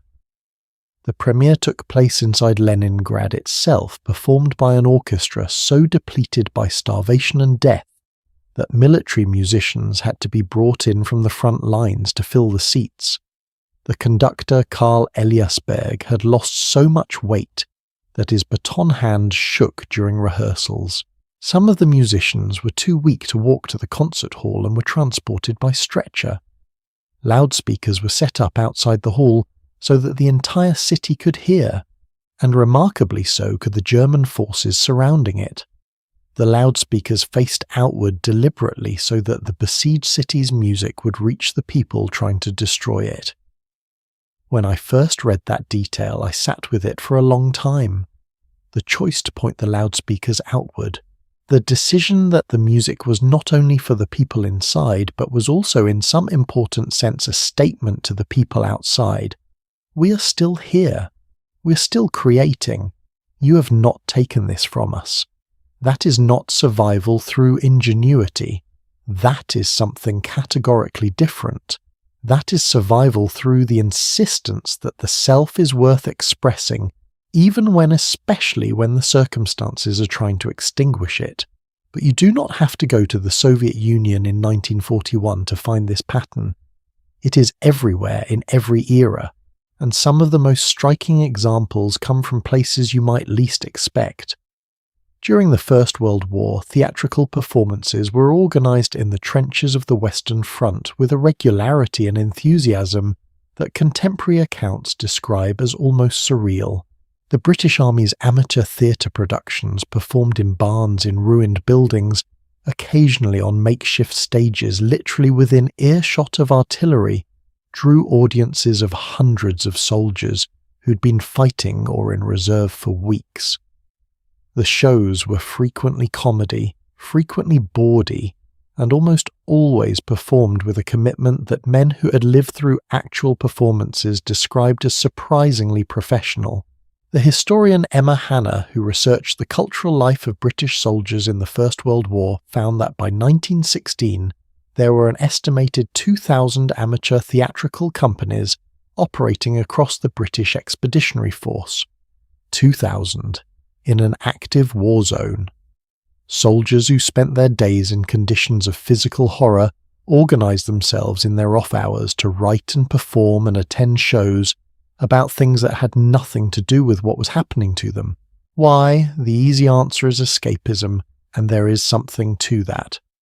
But the more careful answer, the one that the soldiers themselves sometimes gave in letters and memoirs, is more interesting. The performances were not primarily about forgetting the war. They were about remembering who they were before it and during it, and this is important after it. The man who plays a comedic part in a trench review is practicing in some sense the existence of a future self, a self that'll laugh again, perform again, sit in a real theatre again, be a person again rather than a soldier. The performance was not escape. It was rehearsal for the life that was supposed to come next. The same pattern appears in one of the most extreme environments imaginable, the Theresienstadt concentration camp in occupied Czechoslovakia, which the Nazi administration used partly as a propaganda site to demonstrate to the outside world that Jewish prisoners were being treated humanely. The reality was very different from the propaganda. Theresienstadt was severely overcrowded with death rates from disease and malnutrition that were devastating, and it served as a transit point to the extermination camps in the East. The cultural life that flourished there, and it did flourish under conditions that beggar description, was not organized by the administration for show. It was organized by the prisoners themselves from the beginning, as an act of autonomous human assertion. Composers wrote new works, musicians gave concerts, painters painted on whatever surfaces they could find with whatever materials they had or could obtain. Poets wrote. A children's opera called Brundibár, written by the composer Hans Krasser, was performed over 50 times in Theresienstadt by child performers whose lives in the overwhelming majority of cases were ended at Auschwitz before the war was over. 50 performances of a children's opera in a concentration camp by children who were dying. I do not have a tidy analytical framework for that. I am not sure one exists. What I can say is that it represents a form of human insistence, an insistence on beauty, on creation, on the existence of childhood and music and story that I find simultaneously almost unbearable to contemplate, and one of the most remarkable things I have ever encountered in studying history. The creation itself was the act of resistance. The making of something beautiful in conditions designed to deny beauty was the refusal. There is a more recent example that I think connects these historical moments to something closer to our own experience. After the 1906 San Francisco earthquake and fire, which we touched on briefly in an earlier chapter, in the context of the people who stayed, the rebuilding of the city began immediately, and with a speed that surprised even the people doing it. Within a year, tens of thousands of new buildings had gone up. But something else happened even faster than the construction. Within days of the earthquake, before most of the fires were even fully out, musicians were playing in the tent cities that had sprung up in the parks to house the displaced. Within weeks, informal theatrical performances were being organized in the refugee camps. A newspaper reported a violin concert given in a tent attended by several hundred people who had lost their homes in the previous 2 weeks, and described the audience as listening with an attention and silence that the writer had never encountered in a conventional concert hall. There is something about that image, the violin in the tent, the burned city still visible from the audience, the absolute attention of people who had nothing left, and were somehow there listening, that says something about what music actually is to human beings. Not entertainment, not culture in the soft optional sense, something closer to oxygen, something the organism reaches for automatically even when every other resource has been exhausted. The psychologist Abraham Maslow, whose famous hierarchy of needs is taught in every introductory psychology course, placed aesthetic needs near the top of his pyramid, above safety, above belonging, below only self-actualization. And the historical evidence from catastrophe after catastrophe suggests that this ordering, while intuitively logical, may actually understate the case, because what the trenches of the First World War and the siege of Leningrad and the tent cities of San Francisco and the stages of Theresienstadt all seem to show is that aesthetic need, the need to make and receive art, music, story, does not wait politely at the top of the pyramid until all the lower needs have been satisfied. It pushes through. It finds expression in conditions where safety and belonging and adequate nutrition have all collapsed. It turns out to be in practice less optional than the theory suggests. I think Maslow was measuring peacetime. History was measuring something else. And what the something else reveals ultimately is the same thing that the survival economy and the letters and the food rituals all reveal approached from a different angle. The through line of human behavior in catastrophe is not at its deepest level about survival in the biological sense. It is about the preservation of the self, the insistence, quiet, stubborn, expressed in a bowl of carefully arranged bread, or a letter about a garden, or a violin in a tent, or a symphony, pointed outward at the enemy, that the person inside the circumstances is more than the circumstances. that what can be taken away, however much it is not the whole of what exists. That insistence is, when you look at it clearly, one of the most radical things a human being can do. But radical in a private interior sense is one thing. There is a different kind of radical that turns outward. That asks not only how do I preserve myself, but what do I owe to the person next to me? What do I risk for someone I may barely know? What is the actual lived-out content of the word neighbour? History has some very specific things to say about that, and not all of them are comfortable. Of all the questions that historians wrestle with, and there are many, and some of them keep very serious people up at night, the one that I find most persistently uncomfortable is this: what would I have done, not in the abstract, in the specific, in the very particular circumstances of a specific time and place, with a specific set of pressures and fears and loyalties bearing down on me from every direction? Would I have been the person who helped, or the person who looked away, or, and this is the question that almost nobody wants to ask out loud, the person who actively made it worse for someone else, in order to make it slightly more manageable for myself? History does not let us off the hook on this one, because the thing that the historical record makes undeniably, repeatedly, sometimes almost unbearably clear, is that the people who helped and the people who betrayed were not different kinds of people. They were the same kind.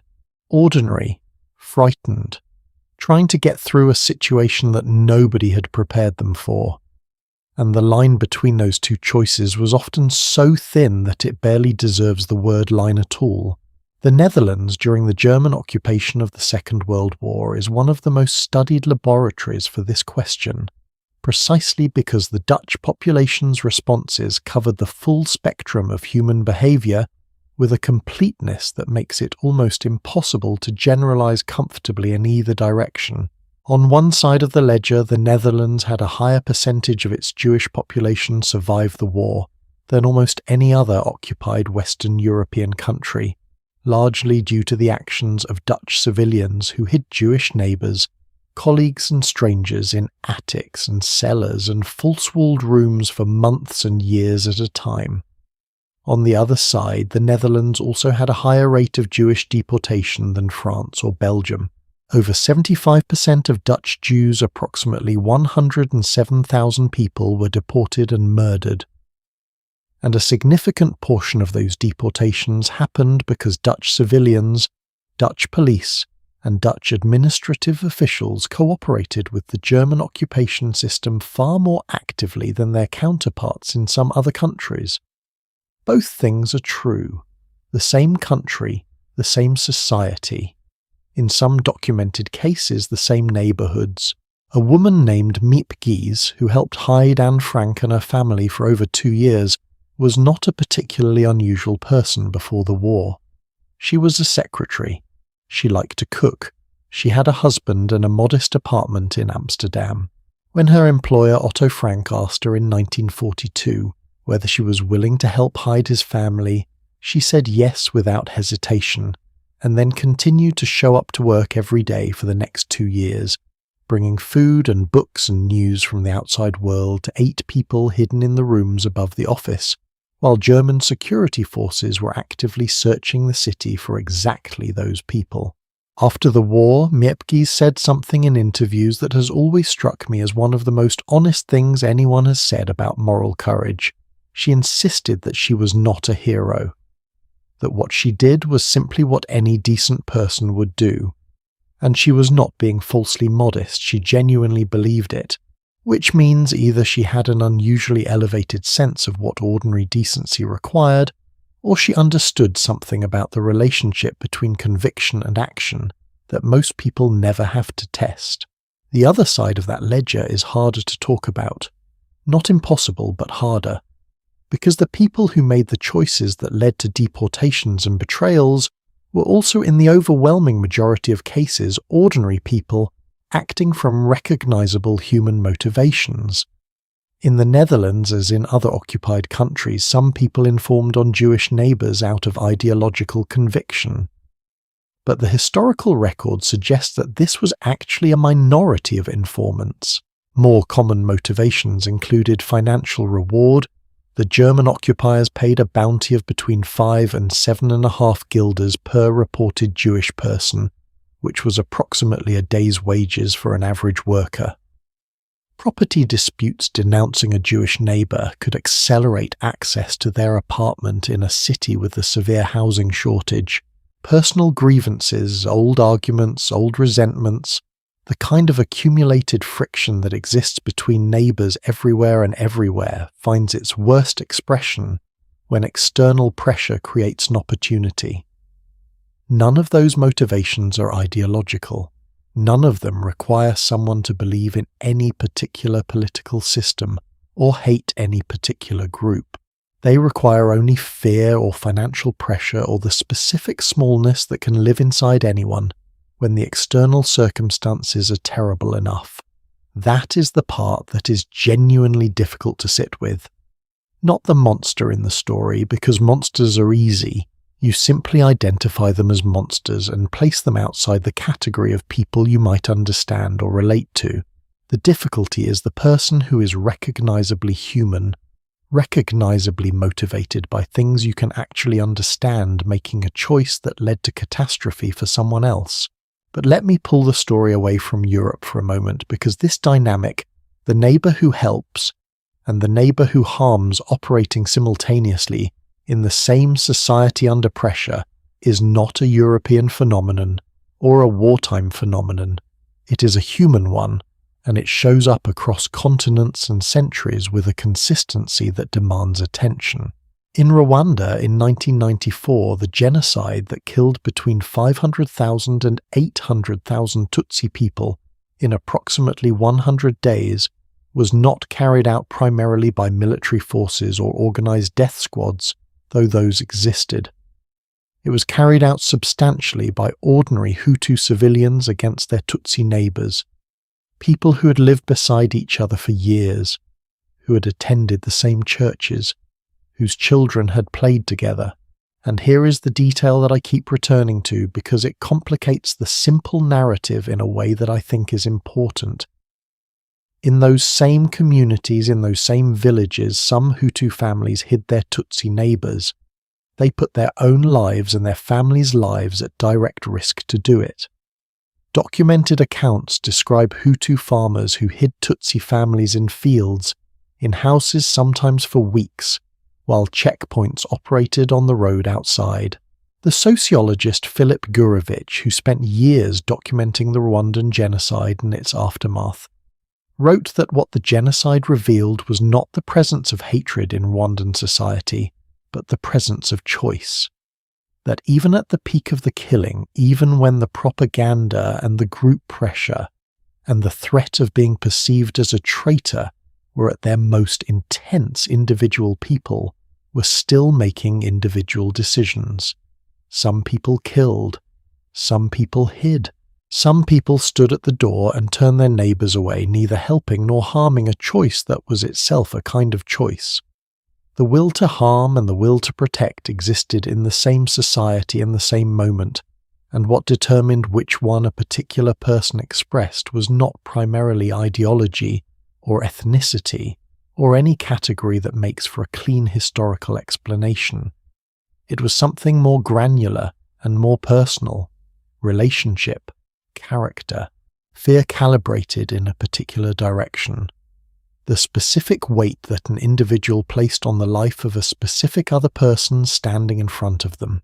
There is a researcher named Samuel Oliner who spent decades studying the people who rescued Jews in occupied Europe, interviewing hundreds of them, looking for patterns, trying to understand what distinguished them from people who did not. His research, published under the title The Altruistic Personality, found that the rescuers were not particularly more educated or wealthier, or more politically sophisticated than non-rescuers.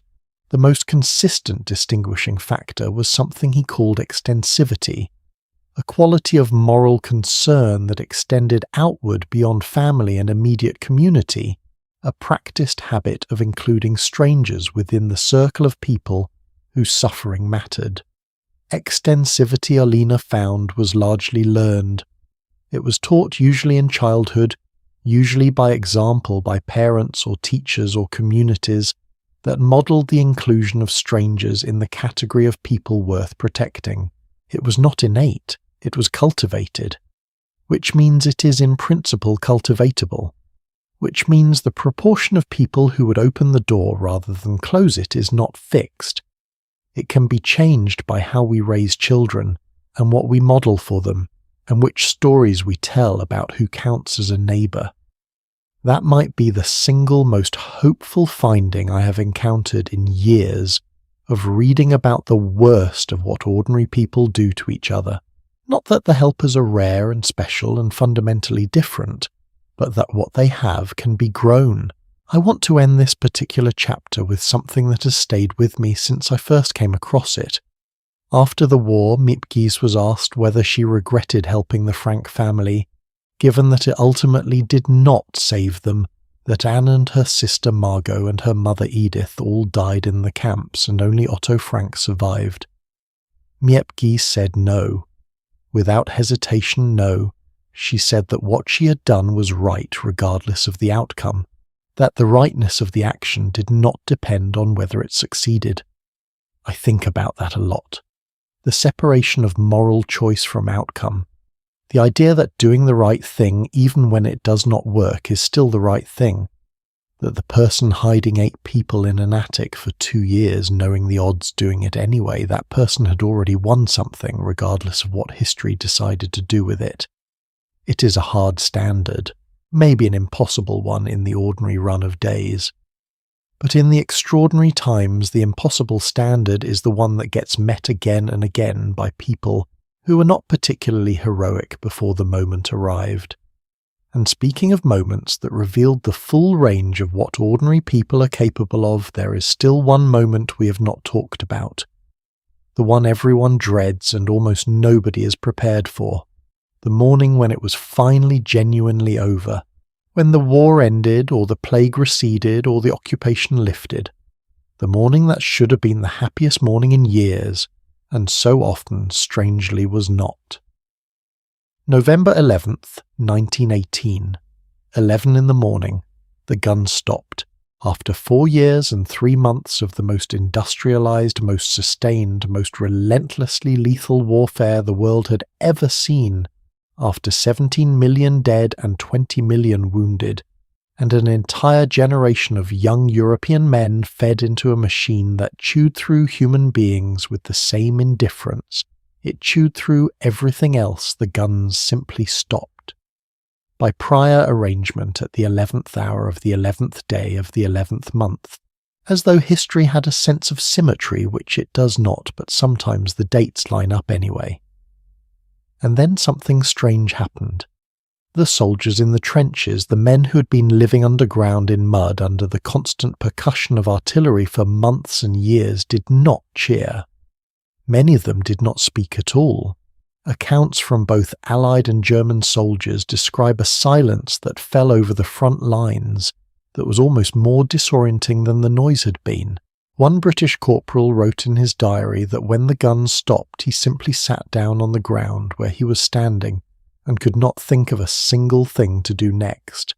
That silence, that inability to know what to do when the thing you've been surviving is suddenly gone.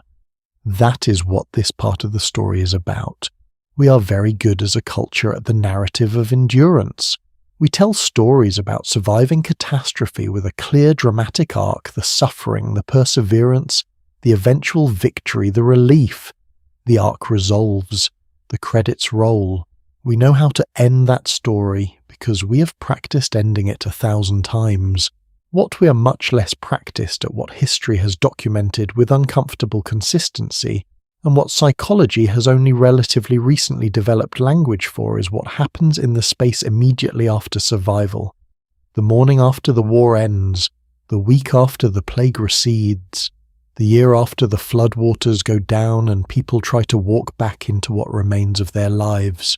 Because it turns out that surviving a catastrophe and recovering from one are completely different processes, and the gap between them is wider, stranger, and longer than almost anyone expects. On May 8, 1945, Victory in Europe Day, the streets of London, Paris and New York erupted in the celebrations that photographs have made iconic. People dancing with strangers, couples kissing in the middle of intersections, crowds so dense in Times Square that you could barely move. The famous photograph of the sailor kissing the nurse in New York has been reproduced so many times that it has almost become a symbol more than a memory, a clean, compressed image of pure relief. What those photographs do not show is what happened the next morning, and the morning after that. A British woman named Nella Last, who'd been keeping a diary throughout the entire war as part of the Mass Observation Project, a social research initiative that recruited ordinary citizens to record their daily lives, wrote in her diary on May 9, 1945, the day after VE Day, that she felt a flatness she could not explain. She'd expected to feel joy. She'd been looking forward to this moment for 6 years. And instead she felt in her words as though someone had turned the volume down on everything, and she could not find the dial to turn it back up. Nella Last was not unusual. Accounts from British, French and American civilians in the weeks and months after the war ended described the same unexpected emotional register with remarkable consistency. Not depression exactly, but a kind of grey disorientation, an absence of the joy they had assumed they would feel. A difficulty reconnecting to ordinary life that felt almost like a betrayal of everything they had endured to get there. Psychologists who studied returning veterans and civilian populations in the late 1940s were among the first to formally document what would later become recognized as a distinct phenomenon, the emotional aftermath of sustained trauma, the particular difficulty of the transition back to peace. The word they reached for most often in those early papers was readjustment, which is a clinical word for something that was in practice deeply personal and often quietly devastating. But the strangeness of the morning after is not only an emotional story, it is also a practical one, and the practical dimensions are sometimes just as disorienting as the psychological ones. When the Black Death finally receded from Europe in the late 1350s after killing between 30 and 60% of the continent's population over approximately 8 years, the survivors found themselves in a world that was structurally unrecognizable, not just emotionally diminished, but physically, economically, socially reorganized in ways that no one had planned or anticipated. Fields that had been farmed for generations were empty, because the families who had farmed them were gone. Entire villages had ceased to exist. The labour market, which had kept agricultural workers in conditions close to serfdom for centuries through the straightforward mechanism of surplus population, too many workers, not enough land, had been completely inverted almost overnight. Suddenly, there were not enough workers. Land that had been fought over and fenced and protected for generations was simply available because the people who had owned it were dead, and their heirs, if any existed, had no means to work it. Surviving peasants in England, France and across Europe found themselves for the first time in the history of their class in a position to demand higher wages, to refuse bad terms, to walk away from a lord who was treating them poorly and find better conditions elsewhere because the lord down the road was desperate for workers and willing to negotiate. The feudal system, which had seemed as permanent as the hills, began to crack not from revolution or ideology, but from the simple arithmetic of too many empty fields and not enough living people to fill them. Something similar, though smaller in scale, happened after the First World War. The massive loss of male labour in European countries, combined with the wartime entry of women into factory and administrative work, created labour market pressures that accelerated political changes. Women's suffrage in Britain came in 1918, in Germany in 1918, in the United States in 1920, that had been fought for decades with limited success. The catastrophe did not cause those changes by itself. but it broke the logjam. It shifted the arithmetic of power in ways that made previously impossible things suddenly possible. Historians sometimes talk about this as the paradox of catastrophic renewal, the observation that some of the most significant positive social changes in human history followed directly from some of the most significant disasters. The Renaissance that flourished in 15th century Italy with its explosion of art and philosophy and scientific inquiry emerged in the century immediately after the Black Death had killed a third of Europe. The extraordinary outpouring of modernist literature and art in the 1920s emerged directly from the wreckage of the First World War, the founding of the United Nations, the Universal Declaration of Human Rights, the Marshall Plan, all of them products of the years immediately following the Second World War, born from the determination that the suffering could not simply be allowed to have meant nothing. Does catastrophe cause renewal? Not automatically, not inevitably. The catastrophe itself produces only wreckage. What produces the renewal is the people who look at the wreckage and decide not because the data supports optimism, but because the alternative is too bleak to accept that something better can be built from what remains. The problem with the paradox of catastrophic renewal, and I want to be careful here because it is a real problem, is that it can too easily become a retroactive justification. A way of saying, well, something good came out of it eventually, so perhaps it was not entirely in vain. And that is a form of comfort that I think we should be very cautious about, because it tends to smooth over the people who did not survive to see the renewal, the ones for whom the arithmetic never improved, the ones who are absent from the morning after precisely because they did not make it to the morning after. The nurse Vera Britton, whose wartime letters and nursing work we touched on earlier, lost her brother, her fiancé, and her two closest friends to the First World War. She spent the rest of her life writing and speaking about pacifism and the true cost of war because she had done the particular calculation of what the renewal had actually cost, and found the price personally unbearable. Her book Testament of Youth ends not with triumph but with a kind of exhausted, clear-eyed witness. This is what happened. This is what it cost. Look at it steadily. That steadiness, the refusal to look away from the cost even while acknowledging what was built from it, seems to me the only honest way to stand in the morning after. Not pretending the grief is resolved, not pretending the dead are adequately honoured by what was built in their absence, but also not surrendering to the idea that what they endured and what the survivors endured and what the rebuilders built, that none of it meant anything. It meant something. The meaning is just harder to hold than we imagined it would be when we were dreaming of the morning it would finally be over. Which brings us quietly and perhaps inevitably to the last question of this whole long night. The question of memory.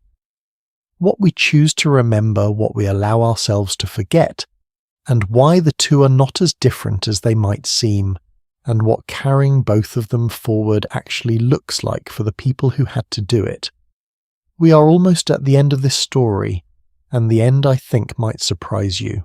There is a phenomenon that psychologists and historians both noticed independently sometime in the mid-20th century, and that has quietly shaped how we understand the relationship between catastrophe and the people who survive it.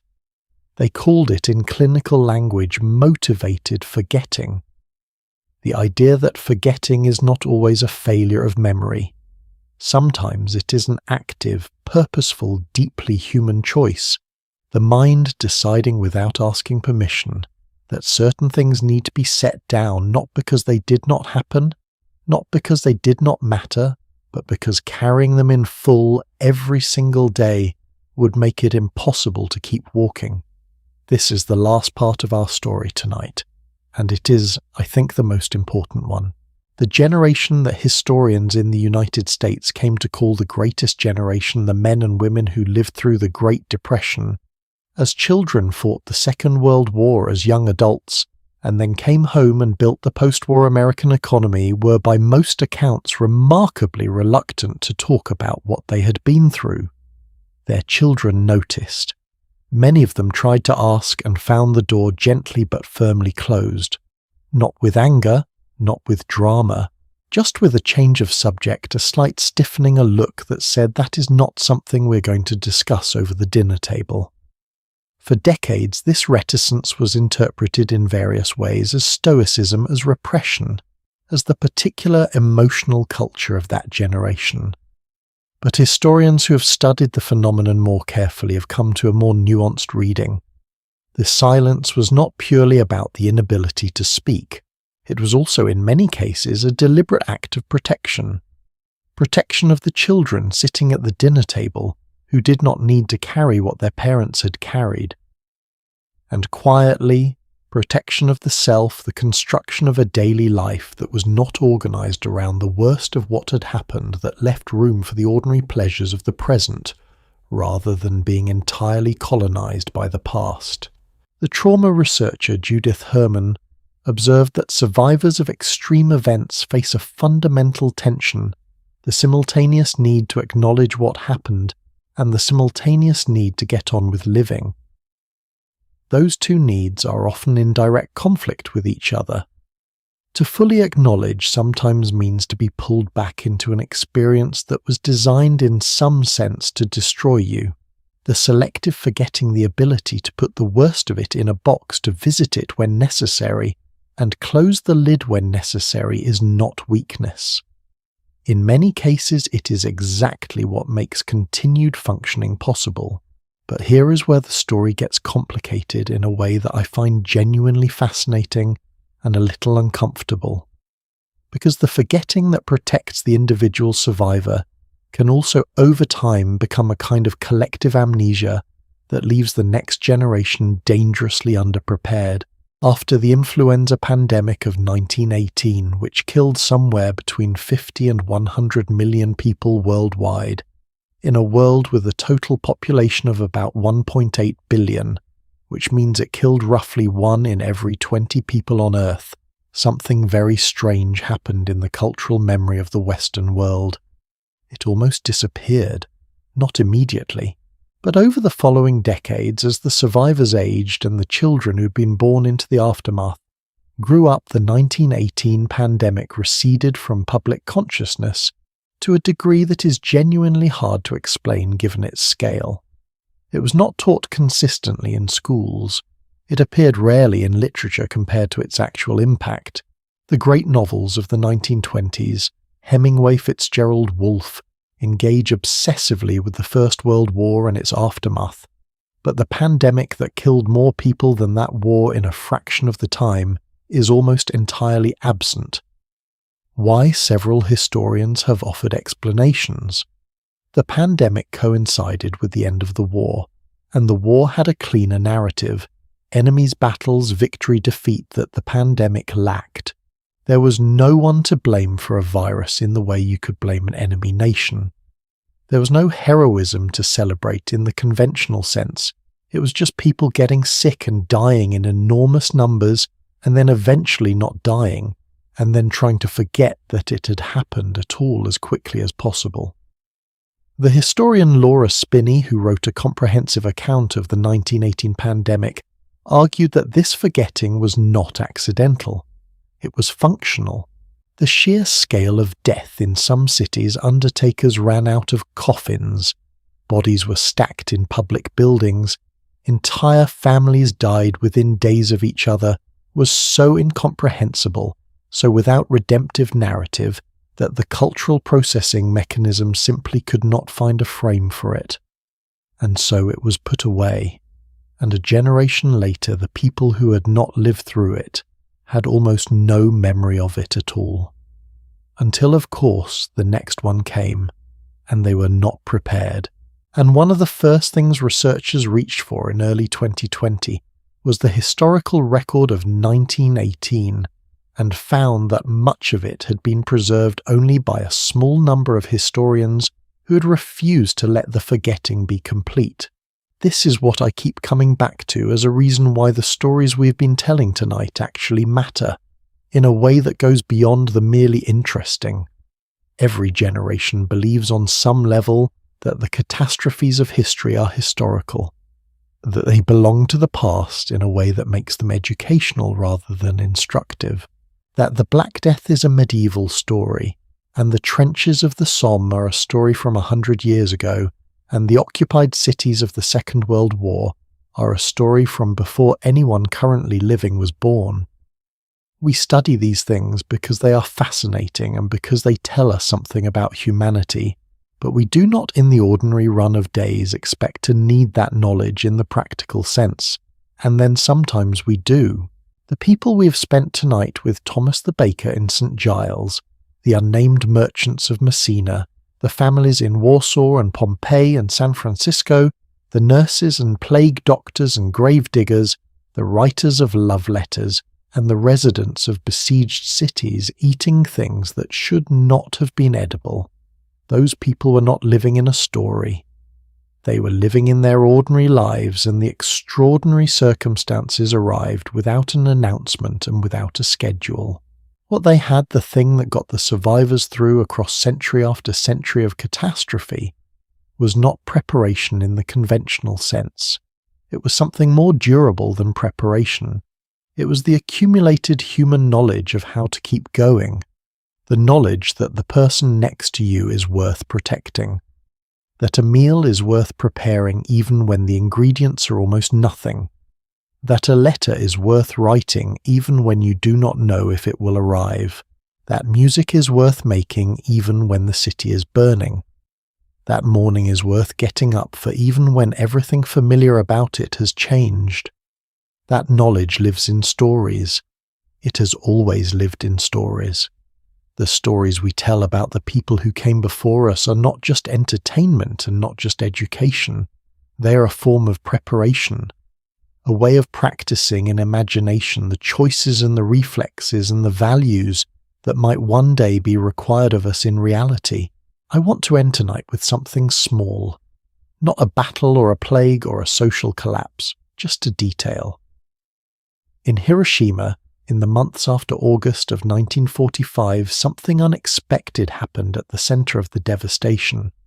The blast had destroyed everything within roughly 1.5 miles of the explosion point. Buildings gone, trees stripped, the surface of the ground partially fused to glass by the heat. Everything, by any reasonable calculation, dead. And then in the spring of 1946, oleander flowers bloomed in the ruins. The oleander had survived underground in the root systems of trees that appeared completely destroyed above ground. The city of Hiroshima later adopted the oleander as its official city flower, not as a symbol of forgetting, but as a symbol of exactly the opposite. The thing that persists when everything visible is gone. The life that continues beneath the surface of devastation, waiting for a season that makes it possible to bloom again. I find that almost unbearably beautiful. And I also think it is in the most literal sense historically accurate. The root systems survive. The next generation inherits them without always knowing they are there. And one spring, for reasons that seem to come from nowhere, something blooms. That is the story of every ordinary person who lived through an extraordinary time. And it is, whether we recognize it or not, part of the story of everyone alive today. Because we are all in some way growing from root systems laid down by people who endured things we will never fully be able to imagine and who kept going anyway. Thank you for spending this time with me tonight. Genuinely, of all the things you could have done with these hours, you chose to sit quietly and think about the people history almost forgot. The bakers and the nurses, the letter writers and the grave diggers, the ones who stayed and the ones who hid their neighbours and the ones who ate strange things and set the table anyway. The ones who survived and the ones who did not. They deserve to be remembered. I hope in some small way tonight helped with that. If this story meant something to you, if you found yourself thinking about it, or felt something shift a little in the way you understand what ordinary people are capable of, share it with someone. Not because I am asking for the channel to grow, though I will not pretend that does not matter, but because these stories are meant to travel. They always have been. That is how they survive. Sleep well. The morning is coming, and there are more stories waiting. Stories about the people history almost forgot, the choices made in dark rooms, the small acts that echoed further than anyone expected. The next one is already ready, and I think it might be the one that surprises you most of all.